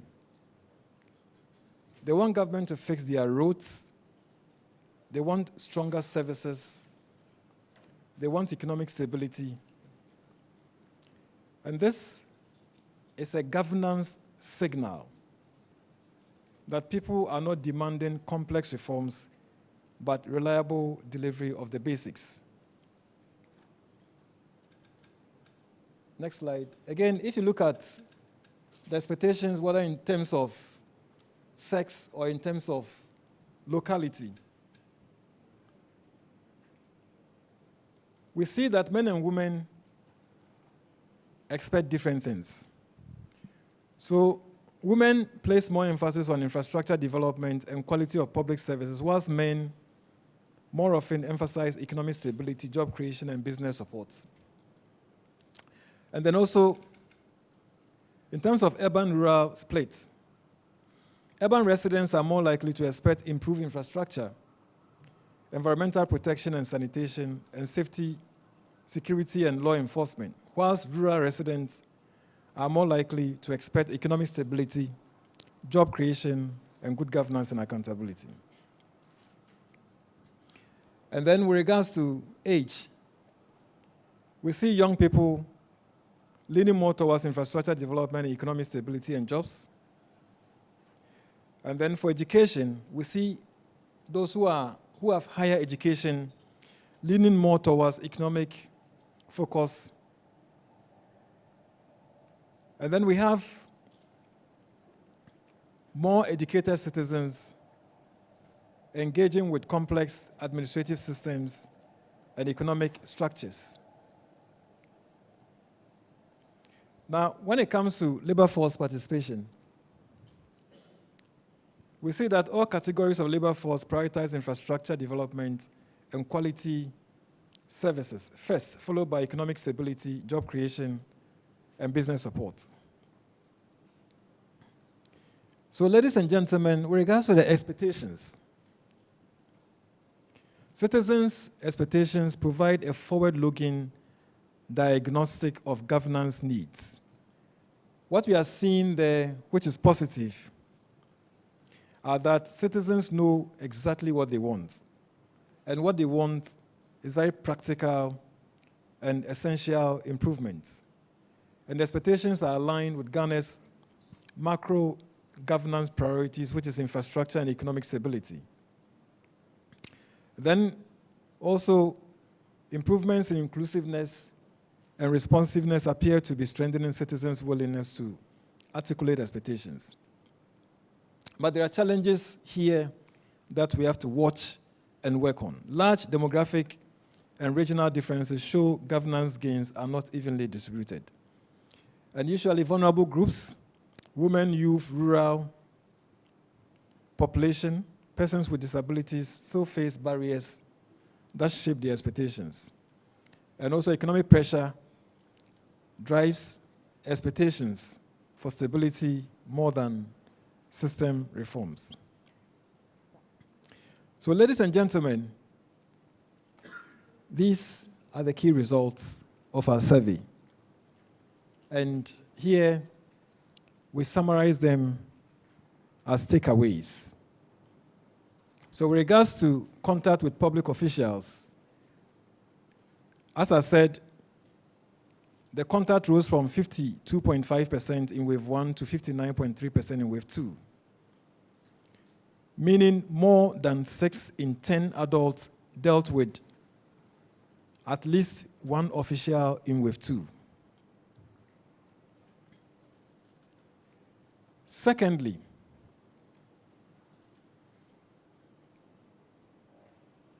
let's go to the next slide. Secondly, with regards to citizens' experience with bribery, we have seen that bribery in public institutions has declined. Fewer citizens give gifts or money to public officials. It declined from 18.4% in wave 1 to 14.3% in wave 2. In addition, high-value payment, that's payment above 1,000 Ghana cedis, dropped from 15.6% to 6.6%. But also, fewer citizens refused bribe requests. Thus, it dropped from 8.5% to 3%. And then money remains the most common form of gift, but giving favors in exchange for services has increased, particularly among females. Reporting of bribery to both official and non-official institutions has declined. MTTD remains the epicenter of bribery, even though there has been a significant reduction in the incidence. Police and utility officials continue to be leading the chart for bribery requests.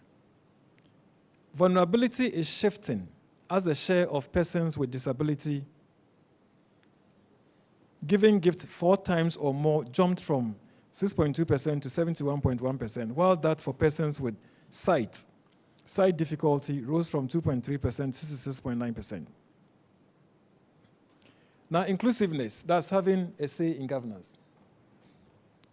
Inclusiveness has improved as citizens who believe that the system allows them to have a say rose from 54.8% to 68.4%.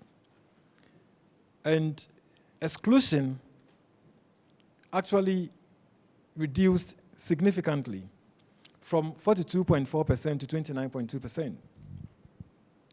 Volta saw one of the largest improvements, dropping from 61.9% to 19.2% in no say at all in terms of inclusion. But we also saw inequalities in inclusion. Women feel more excluded. Youth remain the most excluded age group. Persons with disability still report high exclusion even after improvements. And citizens with no formal education feel most excluded.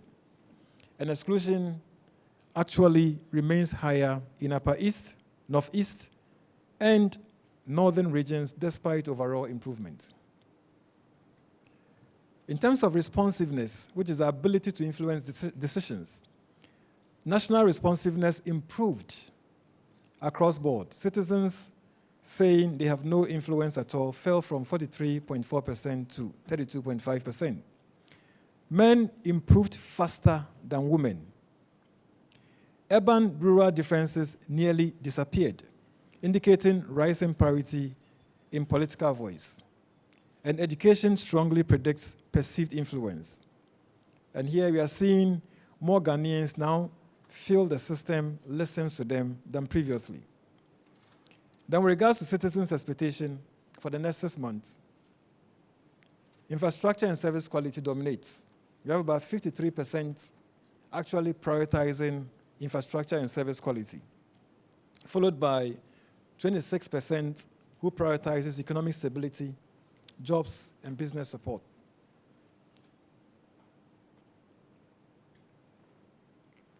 After all of these, what are the policy recommendations?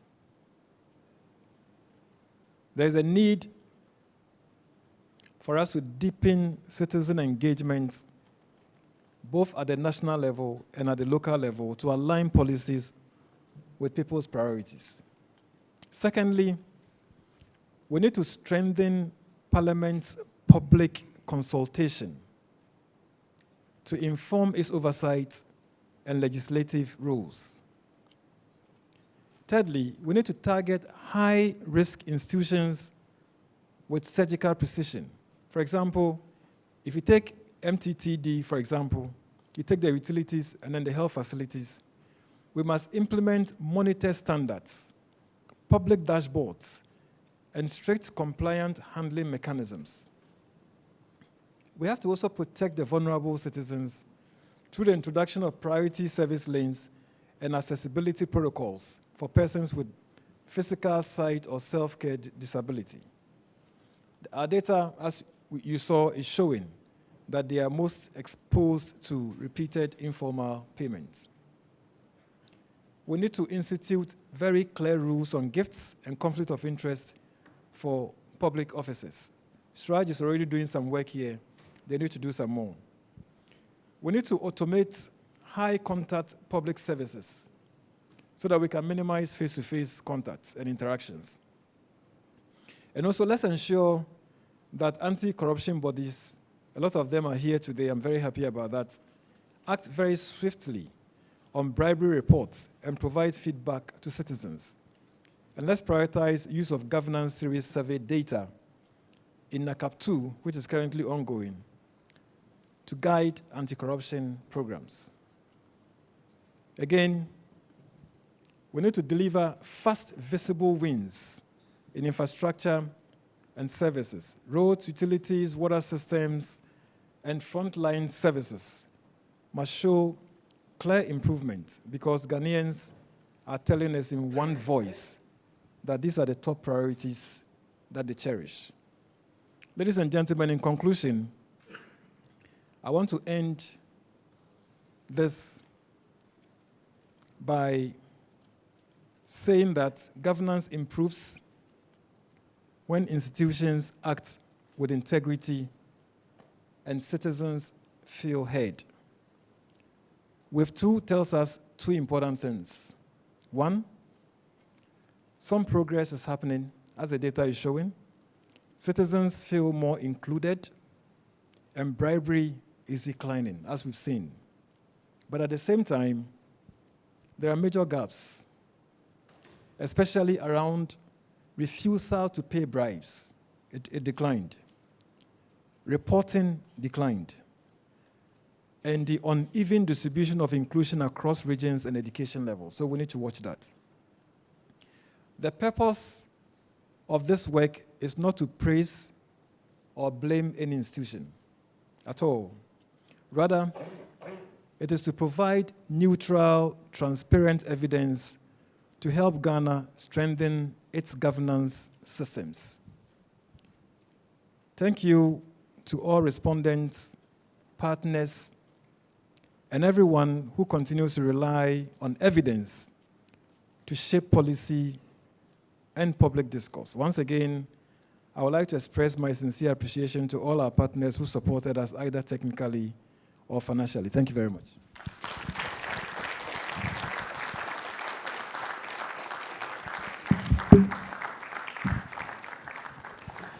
A round of applause for Dr. Alhassan Idrisu. That was more detailed than some of us envisaged. Did you envisage what you saw? Okay, so please, yes, we'll launch it right immediately.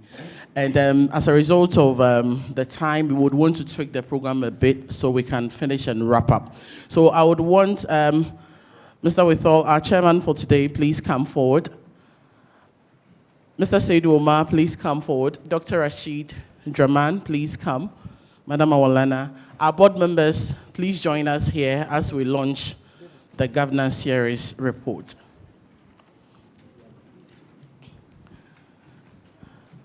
Madam Beauty-Nate, please kindly join.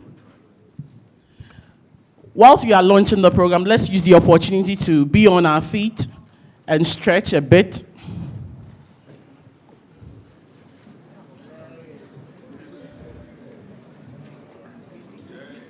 Yes.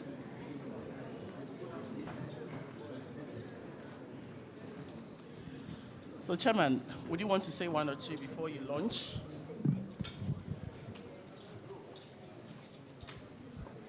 Right, thank you so much.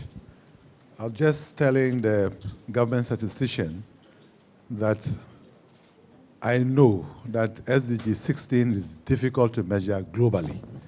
But what I have seen today tells us that a lot of things can happen in Ghana as international benchmarks. This is a wonderful report, and government, other institutions, you don't need to go any further. The evidence and the data is here. So on that note, I hand over to the government statistician to do the launching. Or? I should launch. Okay, all right. Thank you. So, ladies and gentlemen, once again, this is a wonderful report, and I urge government, you don't need to go to your manifestos. The evidence is here. Ghana Statistical Service and its partners has delivered a great report, and we need to use the data that is in it. On that note, it is my great pleasure, together with all colleagues here, the board and invited guests who are present here, and the discussants who are going to speak after this, that I'm going to, on your behalf, declare that the Governance Wave 2 report, January to December 2025, is duly launched. Thank you. Then you all hold it in a particular position. Then you take a phone. Yeah. We can do it better for them, ladies and gentlemen.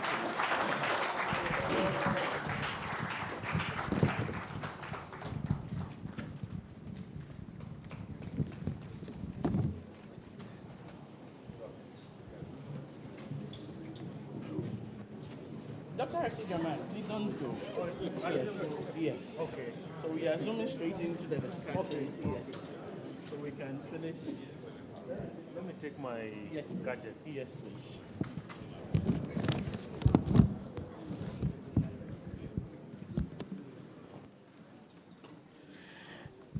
Ladies and gentlemen, we are zooming in straight into the discussions. So we've invited our first discussants for today. Is the Executive Director of the African Center for Parliamentary Affairs, Dr. Rashid Draman.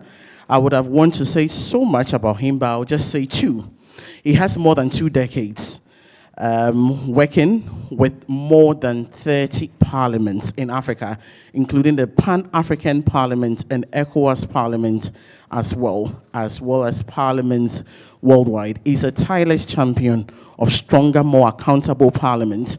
Dr. Draman's pioneering work continues to shape democratic governance across the continent. Ladies and gentlemen, Dr. Rashid Draman. He will be giving us his reflections on the report, the way forward, and when there is any question for me to add to him, I will do so.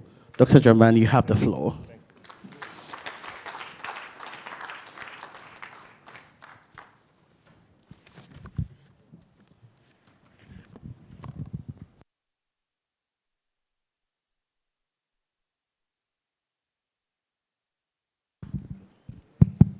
Thank you so much, MC. And I want to stand on the protocols that have been established, just in the interest of time. When the chairman was launching the report, I think he said that Ghana is setting a standard, and also all the information that we need about our development is in this report. Recently, the government, the Flagstaff House, invited some civil society leaders, including some of my colleagues who are here, and said to us that they want to set up a governance council to get feedback about the development of our country and how the current government is performing. They invited some of us to make submissions. And in our submission, in fact, we did it jointly with GSS and others. And I said to them, all that we need as feedback is in most of the data that is produced by the Ghana Statistical Service. We don't have to go very far, and we don't have to reinvent any wheel. And I think the chairman has re-echoed this belief. But the bad news is that we didn't hear back from government. So I don't know whether they don't like what we suggested, or maybe Alhaji Omar and the government statistician, you have access. Maybe you might want to find out from the big house what is happening. Let me make some few remarks before I go to the content of the report. I think we all know that, corruption is one of the biggest obstacles, not only to service delivery and so on, but to even our own human development. I think it's very important to note that. We see what is happening to our institutions, even our educational institutions, where people have to go and develop their skills. Today, access to these institutions is, for the highest bidder. And what does it mean? It means that all of us, our lives are at risk. Because if you have people who are not qualified to be medical doctors, who go to medical school, as one leader in parliament once remarked, he said, if politicians are not careful and they continue to promote these protocol admissions, particularly in very sensitive sectors of our educational institutions, one day you might become the victim, because you might be driving as a politician and you need first care to stabilize you before you get additional care. And the wrong people that you put in medical school might be the people who have to attend to you, and they will give you the wrong injection, and that can take away your life. We laugh about this, but this is very, very serious. So that's number one. It affects even our own human development. The second thing I want to say is that for countries that are seeking to accelerate their development, I think the most strategic investment that any country can make is a very firm, sustained fight against corruption. The global experience is there. I think we can cite many countries. And let me cite just two countries here. Maybe some of you might not agree with my two countries. I cite Singapore and Rwanda. Those who have read Lee Kuan Yew's book, From Third World to First World, I think you understand what I'm saying.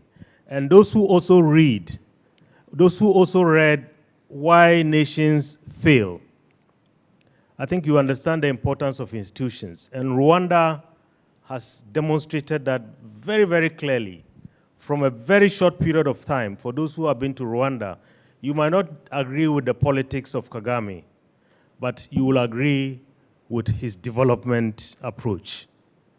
So the template is there, it's very clear. If we have to develop our country, I think any government's investment, the first should be in the fight against corruption.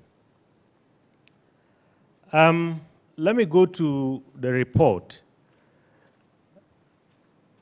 I think it's very, very worrying, generally, when we have these reports launched, that every time we go to these events, we hear the police is number one, Sorry, policeman, I see a policeman sitting there. I hope we don't get into trouble, all of us.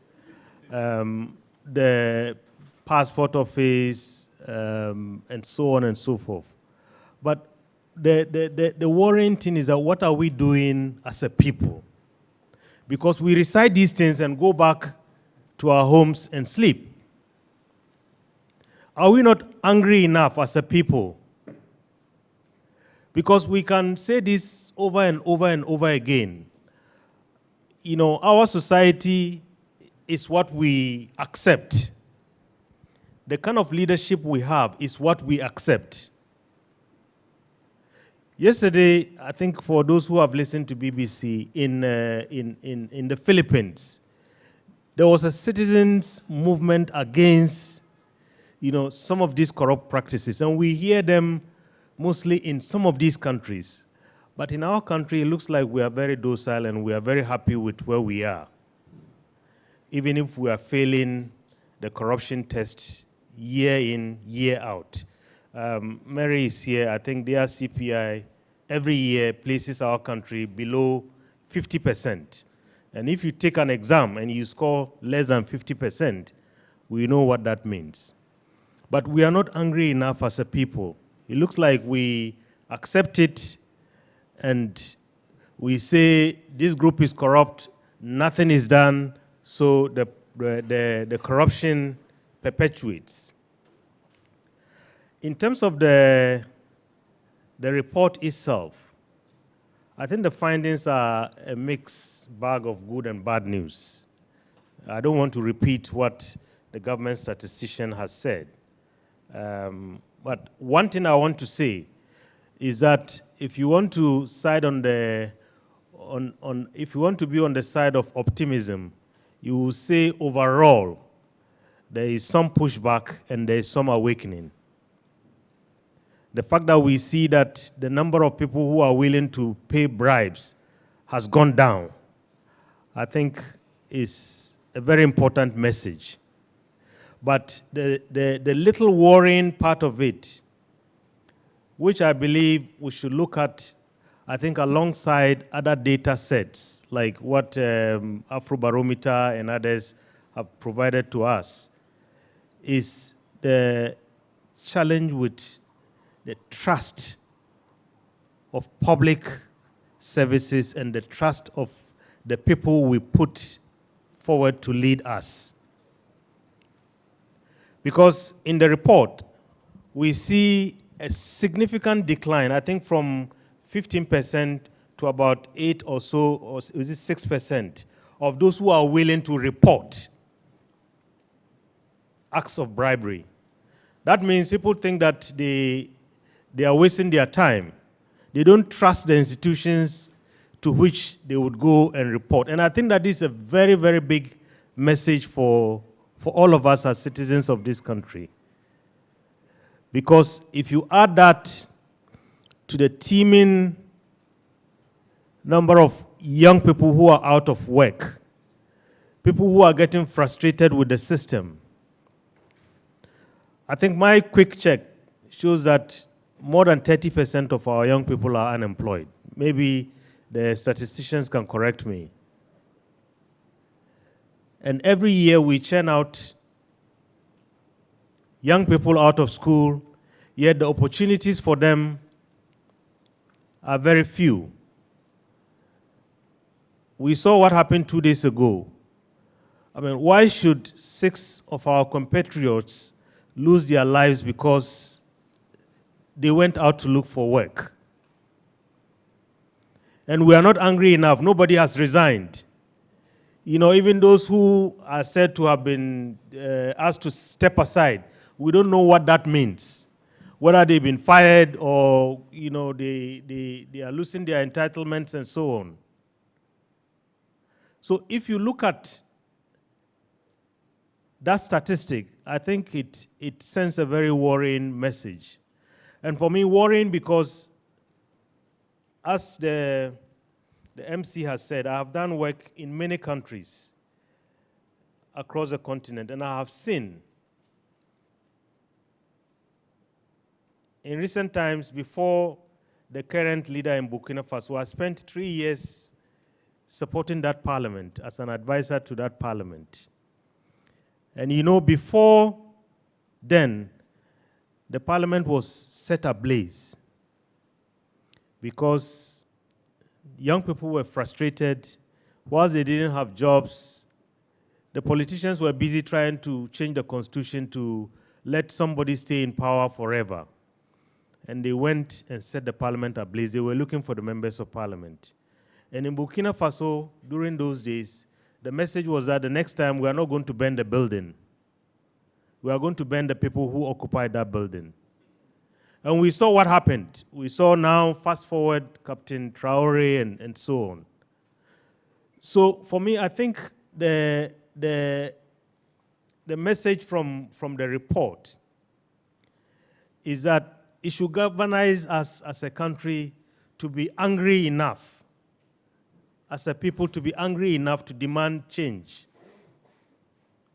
Otherwise, I think we'll keep launching these reports, year in, year out, and not very much is going to change. In terms of the recommendations, I think whilst they are very excellent, I beg to say to the government statistician, I think they are not far-reaching enough. I didn't see very much in terms of sanctions. I work with parliaments, and we always say to members of parliament, when you talk about accountability, there are two elements. Answerability, people have to show up and answer, but also followed by sanctions. Because if people just show up and answer and there are no sanctions, then I think behavior will be repeated over and over again. So I would like to see in some of the recommendations, some kind of suggestions about, sanctions. Perhaps that could help, and if those who have to listen are listening, maybe we might make some progress. So the report is not just a reflection of where we are, but I think it's a call to action, as the government statistician has said. And for me, in reading this report, we have to read it in tandem alongside other reports that I made reference to, like Afrobarometer and other reports that groups like the Anti-Corruption Coalition put forward. Maybe a few policy implications. Even if I'm calling for sanctions, it is not in my place because I don't have the good standing to call for sanctions. Maybe those who are better placed can do that. But I will just make a few suggestions in terms of some kind of policy implications. Number one, I think we have heard that there's a lot of contact between citizens and those who have to provide service. I think in today's digital world, one of the things, the surest ways of reducing corruption is taking away discretion. And discretion becomes prevalent when there is contact between the service provider and the service receiver. In most countries today, when you go and you are looking for a service, you don't see anyone. You don't deal with anyone, you are anonymous and so on. And that has significantly reduced. Many years ago, we had a project in Rwanda. And I went to Kigali and we were trying to rent an apartment for some of our staff. We went to the building. As we do here in Ghana, you go and see people and then you negotiate. They told us, these are the rates, go to the bank, go and make payment and bring the receipt, and then you get access to the apartment. There's a bank account for government, it's a government apartment. And I think Rwanda has gone very fast in recent years to reduce these contacts, and I think that has significantly reduced corruption. So in terms of policy, I think perhaps let's rely on technology. Technology can help us reduce corruption. Then the second one is that we should make service delivery transparent and easy to monitor. We pass budgets in this country. Monies are sent to the district assemblies and the various decentralized structures. We don't know what has come. We don't know what the monies are supposed to be used for, and so on and so forth. If you go to a place like Botswana, I think in every community, they have on the notice board of the assembly or the district office, the various projects, the amounts, the duration, who is involved, who got the contract, and so on. How many of us don't wake up and then we see a contractor moving into our community that he or she has been awarded a contract? How was it done? What was the process? Were the people involved? And so on and so forth. The third one is citizen participation. I think I'm hearing an echo. Citizen participation and social accountability. I think that improves, when citizens get involved more and more, it improves trust, because then you have a stake, you have a say, and so on.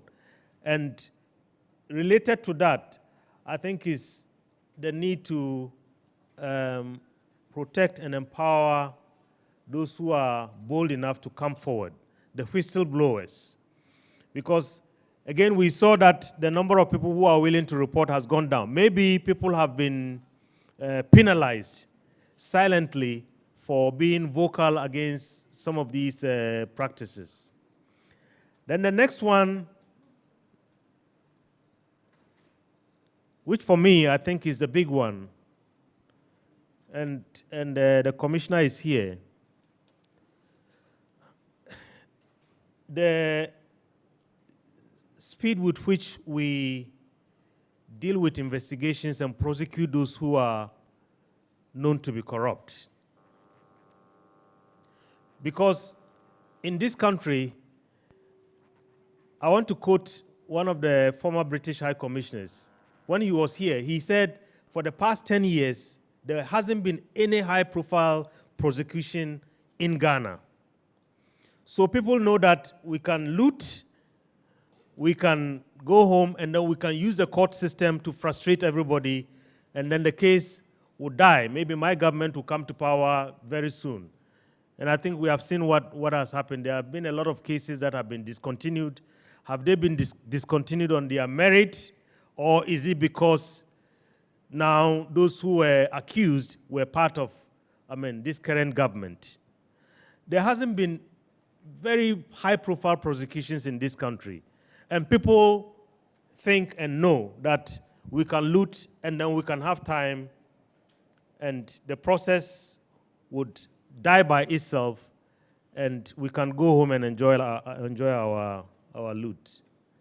I see that you are standing here. So let me give the last one, which is maybe if we have to uproot corruption, we have to target the root, some of the root causes. Capacity, pay, incentives, particularly pay and incentives. Recently, we were at a program with the Parliamentary Service Board, and a labor analyst came and said, I think in Ghana, we pay people to show up, not to work. We just pay people to show up. They come and sit 9 to 5. What is their productivity? What are the incentives for being productive and so on? How much are we paying them? Are we paying them a living wage and so on and so forth? So I believe for me, I think these few recommendations for policy might be useful when we tie them to this report. Let me end by thanking the Ghana Statistical Service for this excellent work and for saying that I am here not by accident. I'm here because I think over the years, we've had a partnership with GSS because the space in which we work, parliaments, we want to make sure that they don't shoot in the dark. And if you sit down and think they will not shoot in the dark, that's what they do every day. because they will pass the budget whether you give them data or not. And when they say yes, it affects all of us, whether we get water, whether we get electricity, and so on. They will pass laws that affect all of us, because today if they say this is law, you have to live by it. So we have partnered with GSS to make sure that when our parliamentarians make decisions, at least to a very large extent, if they disagree with everything, they can agree with the data and work with the data to inform the kind of governance they give us. So once again, thank you very much for the opportunity to share my...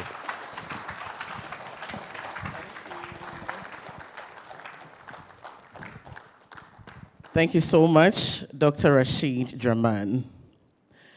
We will call our next discussant. That's our next and our final. She's the Executive Director of the Ghana Integrity Initiative, the local chapter of the Transparency International, where she has served more than 15 years with distinction. Ladies and gentlemen, our discussant serves on several high national platforms, and she is here. So she would be talking to us briefly on the report, with particular emphasis on bribery and those who are leading the league, and also how CSOs can utilize this particular report for their advocacy interventions. A round of applause for her before she begins to speak. Thank you very much, Na. I believe the GSS deserves a big round of applause for the great work they have done. I got the reports. When I was invited, I thought, wow, for a very highly renowned institution that churns out data, to ask me to be a discussant for the launch of the findings of the Wave 2 report. That was a great pleasure and a great honor than me. It's also perhaps because this is grounded on the fact that we've been part of the process from Wave 1. And we don't take this for granted at all. And to reiterate what the chairman said, I believe that data is the game, and all we need to do is to use it. Because in times past, people have relied on assumptions and sometimes conclusions which are not grounded in fact and data. And for people who have so many academics and so many practitioners, we should be doing our advocacy based on that. So for me, looking at the report, if I may start, I looked at the methodology and thought this is one of the most robust methodologies that could have been used. Number one, it is representative of the population, and so we can, without a doubt, say this reflects what the citizens of Ghana are saying at this particular time. I know for a fact that for some of our surveys, for TI Ghana and also the CDD, that's been one of the criticisms over time, that data is not representative and does not reflect the totality of what we do. When you look at verifying, already the panel is beginning to show that the evidence is telling a story. And so we have evidence of what we did in the first round and the second round. I'm very sure that if this is supported to proceed, we would have very good information based on which we do a lot of work in this country. Data fidelity. The methodology speaks of how you verify the information and the teams. And I was like, wow, is it that I haven't followed the work of GSS, or this is how they have done their work always? I think it was very great. And the fidelity is so, so good, because you give us opportunity to test that we went through this process, we had these people on the field, and we used supervisors to ensure that they were doing the right things. And for a researcher, those are the things we must be meticulous about. You also show that you are using technology, and as you celebrate the African Day, data must be relied on and verified using technology some of the times, this time, or most of the times. And I think the use of the technology will come and learn some, so that we'll also start using that for our various researches that we engage in.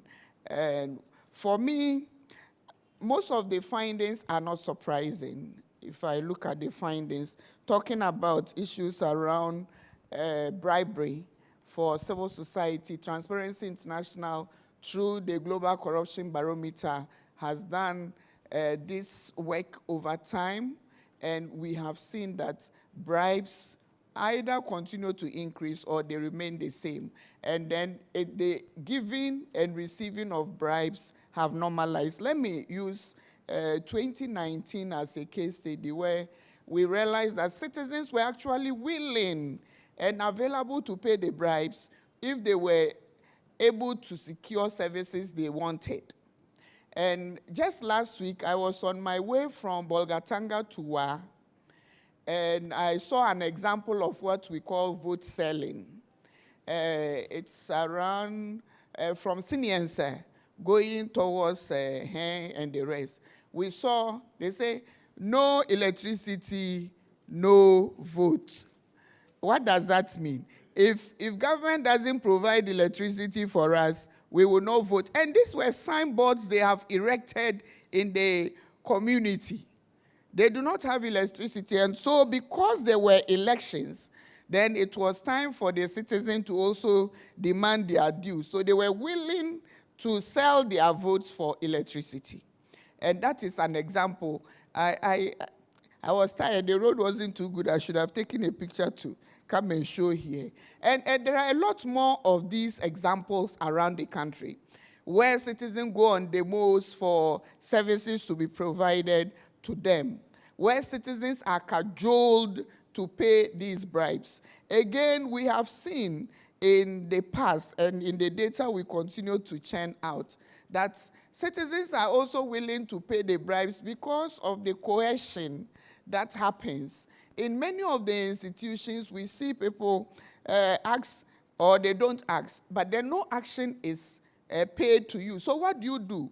You are willing to do something to get the service you want. And I'm very sure Commissioner here knows about some of these. We have gotten cases like that. We have an ELAC in the TI, which ELAC is Advocacy and Legal Advice Center, which promotes corruption reporting as well.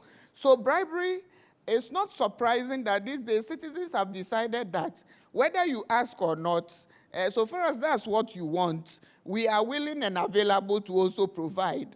And so it's not surprising that even though the payment of official bribes have reduced, we see the normalization of gift giving. Let's remember as well that the issue around gift giving is regulated by codes.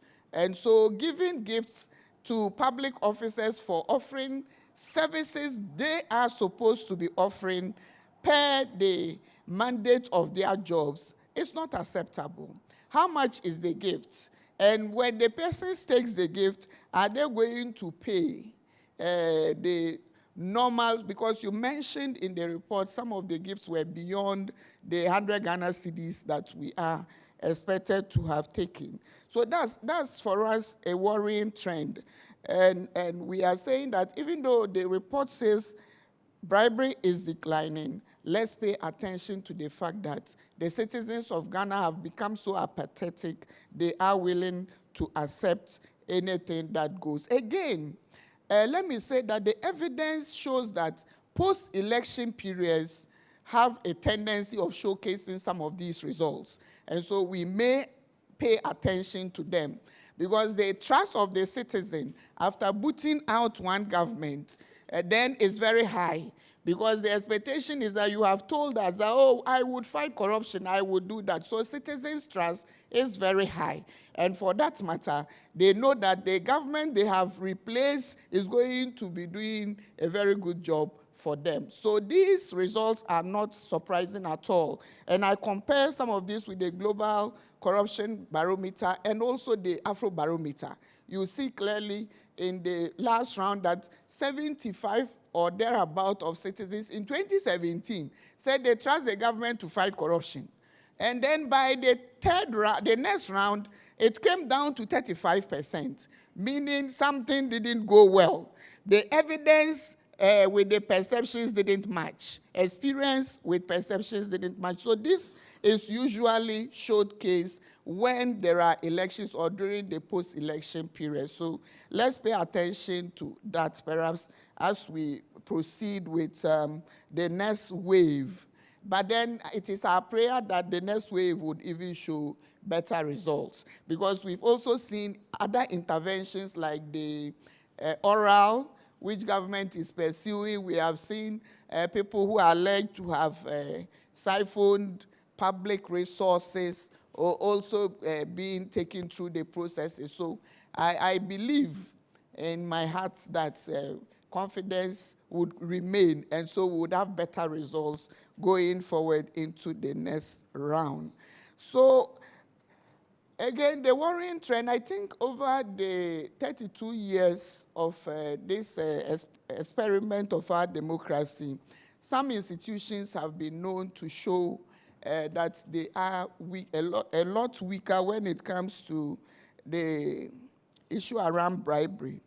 And let me say that since it greases the wheel, citizens, again, are very guilty here, because we want to ensure that we do not delay. We want to ensure that nobody delays us on the road. And again, let me give you an example of a professor who calls me after I had delivered a lecture in his lecture, and he wanted to test it. Then he decided to test it, and they took him to court. And then this professor calls me to say, Mary, you made me feel so encouraged that I wanted to test the system. And so when they said I should bring something and go, I said, no, they should take me to court. I'll pay to the state, because I know the state will use my money for something better. Unfortunately, she got to the court. They made them sit there for a long while. She got frustrated. And then she says some of the staff passing would be making statements like, in tree, 50 kakra out of my post for a deal. So, what better have a higher drink? To wait, just the 50 cedis you give to the police to spend, you won't give them now. You are sitting here just coming to disturb us with admin processes. So sometimes those things also discourage people from wanting to be part of the process. All right. I wrote plenty. Okay, I'll sum up. Forgive me, because this is what I do on a daily basis. Perhaps going forward, so let me conclude by saying, going forward, I believe that the SDG indicator you use, there are two of them, 16.51. The other one, we haven't paid much attention to, and I think you should, because that one is the proportion of businesses. And if we are talking about corruption, the quantum, how much goes out, those who pay the bribes when it comes to procurement, corruption, and others, it is the private sector, the supply side of corruption, which we didn't pay attention to. I believe we should, as a matter of urgency, introduce that indicator into the next wave. It's very critical. And then the 16.5.7 as well, like that's where we are building stronger institutions. If we don't have the robustness of our institutions, we'll continue to have the gaps we are talking about, and so that should be considered. I also believe that for the SDG processes, we must find a way of working together with other agencies who are doing the same. I remember we're in similar platforms recently in New York at the high-level political forum. How do the GSS and the NDPC work together to ensure that we are promoting the agenda of the SDGs and also reporting on them more robustly than we have done now? There must be that connection. I think the report didn't state that for me. I didn't sleep. I stayed up to read. So that's why I must say these things.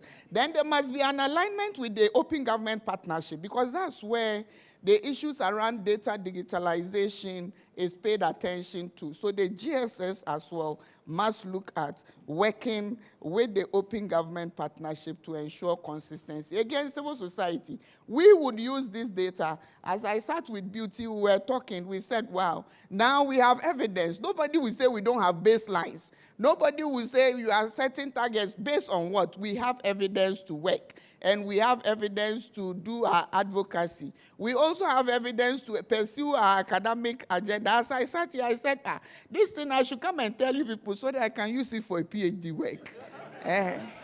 If you give me consent, because it's so robust and so beautiful. On this note, I think I would want to say thank you for the honor done me, and please continue to keep this up. We would come and engage even more formally so that in the next round, our names will be up there. Thank you very much.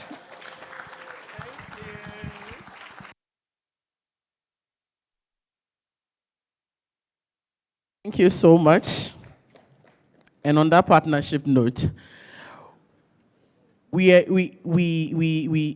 that was supposed to have been our last discussion, but we missed out on the head of civil service, and is ably represented by the Director for Policy Planning and Budgetary and Evaluation, Mr. Elliot Lamptey. He will be giving us some few perspectives as far as this report is concerned, how it could be utilized in public service institutions, and going forward, if there are examples of what other public service institutions are doing. You are welcome to the podium, Mr. Elliot Lamptey.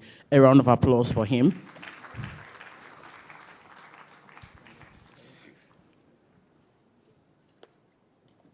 Good afternoon. I would also wish to stand on all existing protocols. First of all, just to say that the head of service expresses his most sincere apologies for not being here. As head of service, you're often called impromptu to the Flagstaff House, sometimes to respond to issues.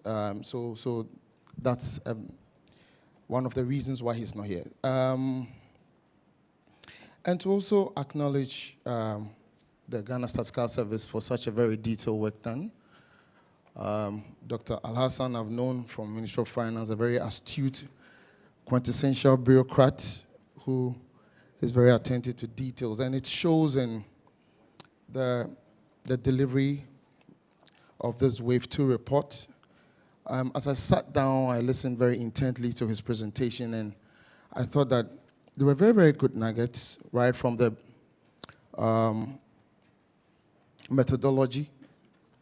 It's so interesting to know that even though in the Wave 1 they had 7,000 households covered, and 5,000 households covered in Wave 2, they had more people covered in the Wave 2, which shows the attention to detail that the Wave 2 really had in terms of the data collection. And as I listened carefully to the findings, I think clearly it projects that for us as civil service, where the head of civil service is supposed to ensure general efficiency within the civil service, issues of service delivery is one of the most critical things that was of much interest to me as the whole presentation was done. And the fact that citizens' expectations, the highest of them is infrastructure and quality service. I mean, emphasizes the fact that we still have a lot of work to do as a civil service. One of the things the head of civil service does in terms of ensuring general efficiency is through performance management and compliance to service delivery. And over the years, at least the last 4 or 5 years, a lot of efforts have been made to ensure that the framework for monitoring compliance is enhanced. A lot of work has been done with the World Bank to that effect. And the current framework that the civil service is actually operating with has been one of the most researched frameworks.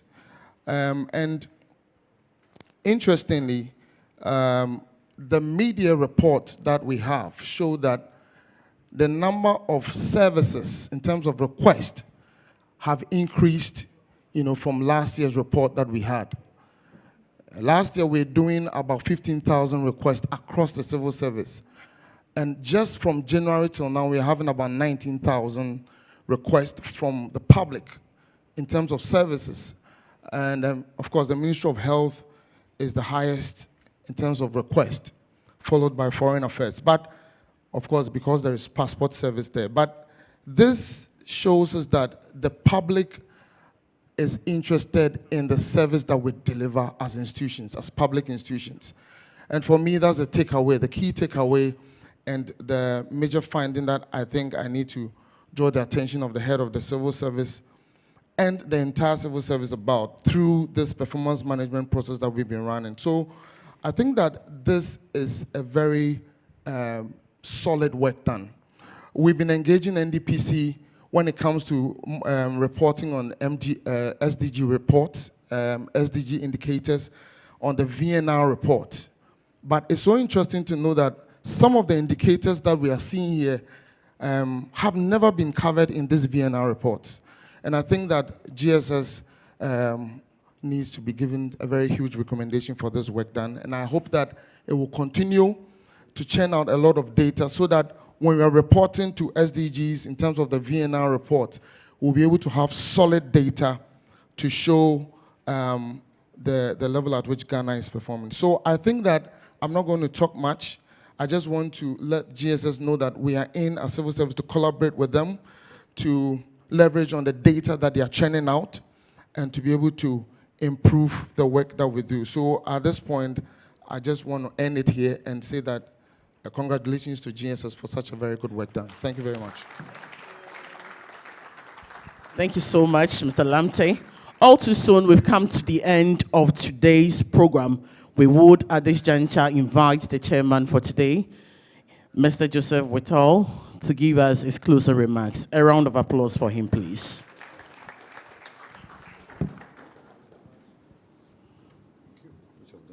This one, yes, please. I know we've been sitting for so long, and lunch is not far from us. So let me, in my closing remarks, once again appreciate the great work that has been done by GSS. And as the government statistician indicated, if this report is to lie on the shelves and gather dust, it would not have been worth our while. So the challenge going forward is for us, those in the anti-corruption space, both at the governmental level and at the CSO level, to ensure that there is enough advocacy on this. And as Mary indicated, we have the evidence now. We have the data. How do we use the data? Is very important. I would like to suggest that every opportunity we have when we engage with government both at the larger level or at the institutional level, let's make sure that we reflect the outcomes of the report. The findings point to certain things that can be done as, low-hanging fruits. If government needs anything to be convinced about concerning the conduct of public officers bill, which has been hanging for so long, and in that COPO bill, assets declaration and gift giving and conflict of interest and all that are in the same bill, this evidence shows clearly that for 10 years, the people have been speaking, and the data is clear that government should not continue to sit back and not pass this important legislation. My interaction with the Attorney General about a week or two ago, he says it has reached a critical level in Cabinet and will be going to Parliament. What is left for us now is to bring enough advocacy for that movement from Cabinet to Parliament. It's very necessary because it's about the conduct of public offices, whether it is gift giving, refusing gifts or taking appreciation or facilitation. Everything that we've done here points to the importance of some legislation that is expected to give us the opportunity. And I think, Government Statistician, you indicated something that I want to clarify. If the institutions have been set up, the laws have not been strengthened, how can we proceed? Because Trudge sponsored the COPO bill over 10 years ago. Government goes, government comes, excuses and excuses. The bill has not yet been passed. How do you expect the anti-corruption bodies to perform? Because that is what they need. They need that space. 2, we have indicated that because we are dealing with SDG 16, we've indicated that unlike other countries, Ghana is still insisting on fighting corruption like all other crimes. Because corruption is done in secret between 2 people, you can't ask the anti-corruption body to go and look for the evidence. It's difficult. So what other countries have done is to indicate, reverse the burden. If there is sufficient evidence that some criminality has taken place, you reverse the burden and let the person, the suspects, to prove why the assets should not be taken away from him. Because you are a public officer. Your income is not commensurate with the properties you have. And you all know, all of us, we see it happening around. And yet, we are keeping the law as it should be, as it had been. So the call is, let's reverse the burden. If we reverse the burden of proof, we will see great prosecutions. Otherwise, there are prosecutions going on, but you see, they get frustrated in court. There's an institution that has been in court for so many years, and there are no results because you must prove beyond reasonable doubt. I'm taking this position because I don't want to call the institution's name, but this institution is well-intentioned, but the law is such that you cannot fight corruption using the evidentiary proof of all criminal trials in Ghana. It must be done separately. So on that note, let me appreciate the work of GSS and that you have done your part. It is left to us to take it up and run with it. And I assure you, we will do that. And as partners, Wave 3, I saw government statistician taking copious notes, as well as the acting deputy statistician. I am hoping that Wave 3 will look into those missing gaps that we need to interrogate. And I'm sure when we go there, we may find the actual situation that we need to nip in the bud, and then we'll nip it once and for all. On that note, thank you so much, Madam, for making my work so easy for me, and to all of you for sitting so quietly. And I'm sure government statistician, this is the first time I've seen statistics which can easily be boring, but nobody moved away from their seat. That tells you that your information that came out of the statistics either stunned us or gave us some confidence to sit back and listen to what next.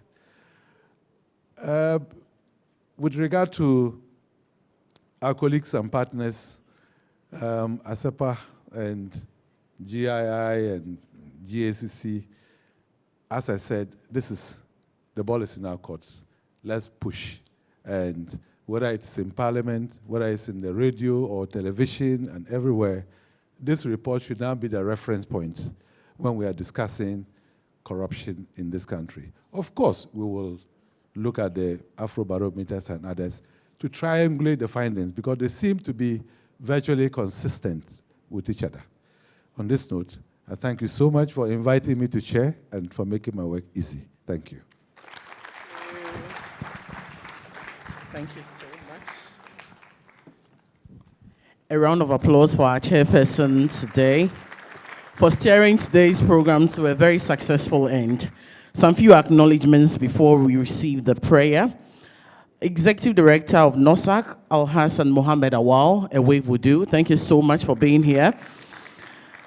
Mr. Daniel Nikwe Kote with the Ghana Monitoring and Evaluation Forum. Thank you so much for being here. Okay, thank you so much. Madam Sharon Akwa with CDD Ghana, thank you so much for being here. And Madam Esther Dakumesa with the Gender Studies and Human Rights Documentation Center, thank you so much for being here. Ladies and gentlemen, a round of applause for yourselves for sitting so poised. Very interactive, very engaging. We are so grateful for your time here with us. I would invite Imam Abdullah Mohammed with the Ghana Statistical Service to close us with a prayer. A round of applause for Imam.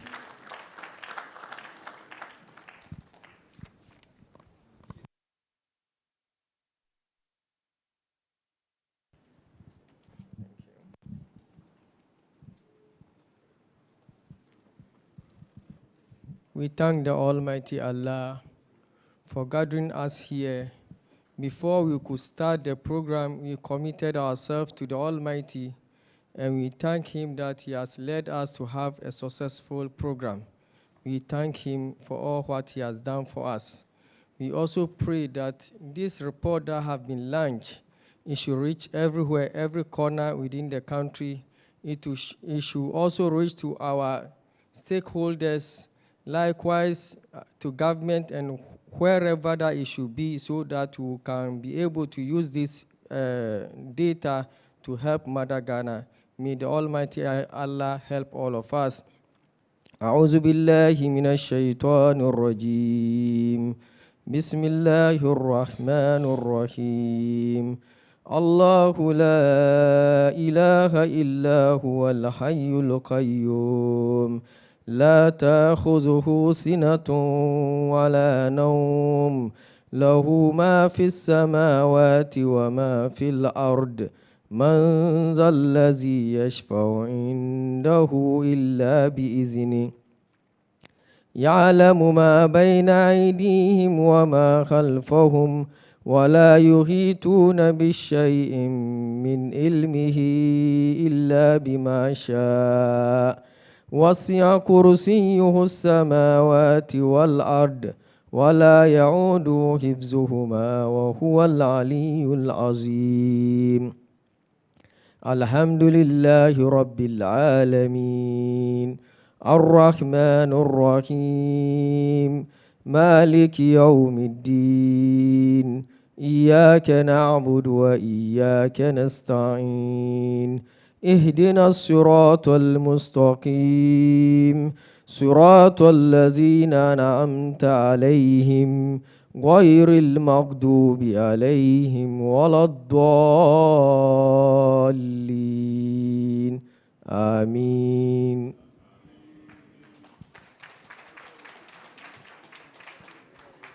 Thank you so much, Imam. At this juncture, ladies and gentlemen, we would ask our dignitaries, they would take a group photograph. Please remain seated. Let's do it in a very orderly manner. So, yes. Please, the stage. Yes, please. So shall we have our dignitaries take a group photograph?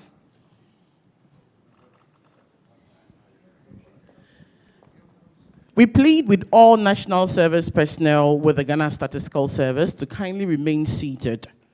And let's attend to our dignitaries first, please.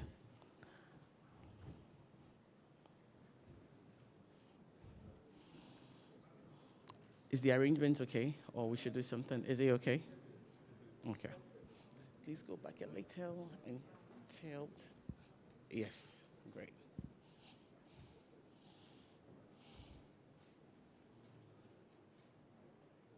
Great. So please kindly. Yes, please. Noise off. Done now, right? Yes, please. Please, you are directed to go to. Yes. Or this side? Yes, Yeah, I please. think there's an interview or something, right? What's the one? Or this side?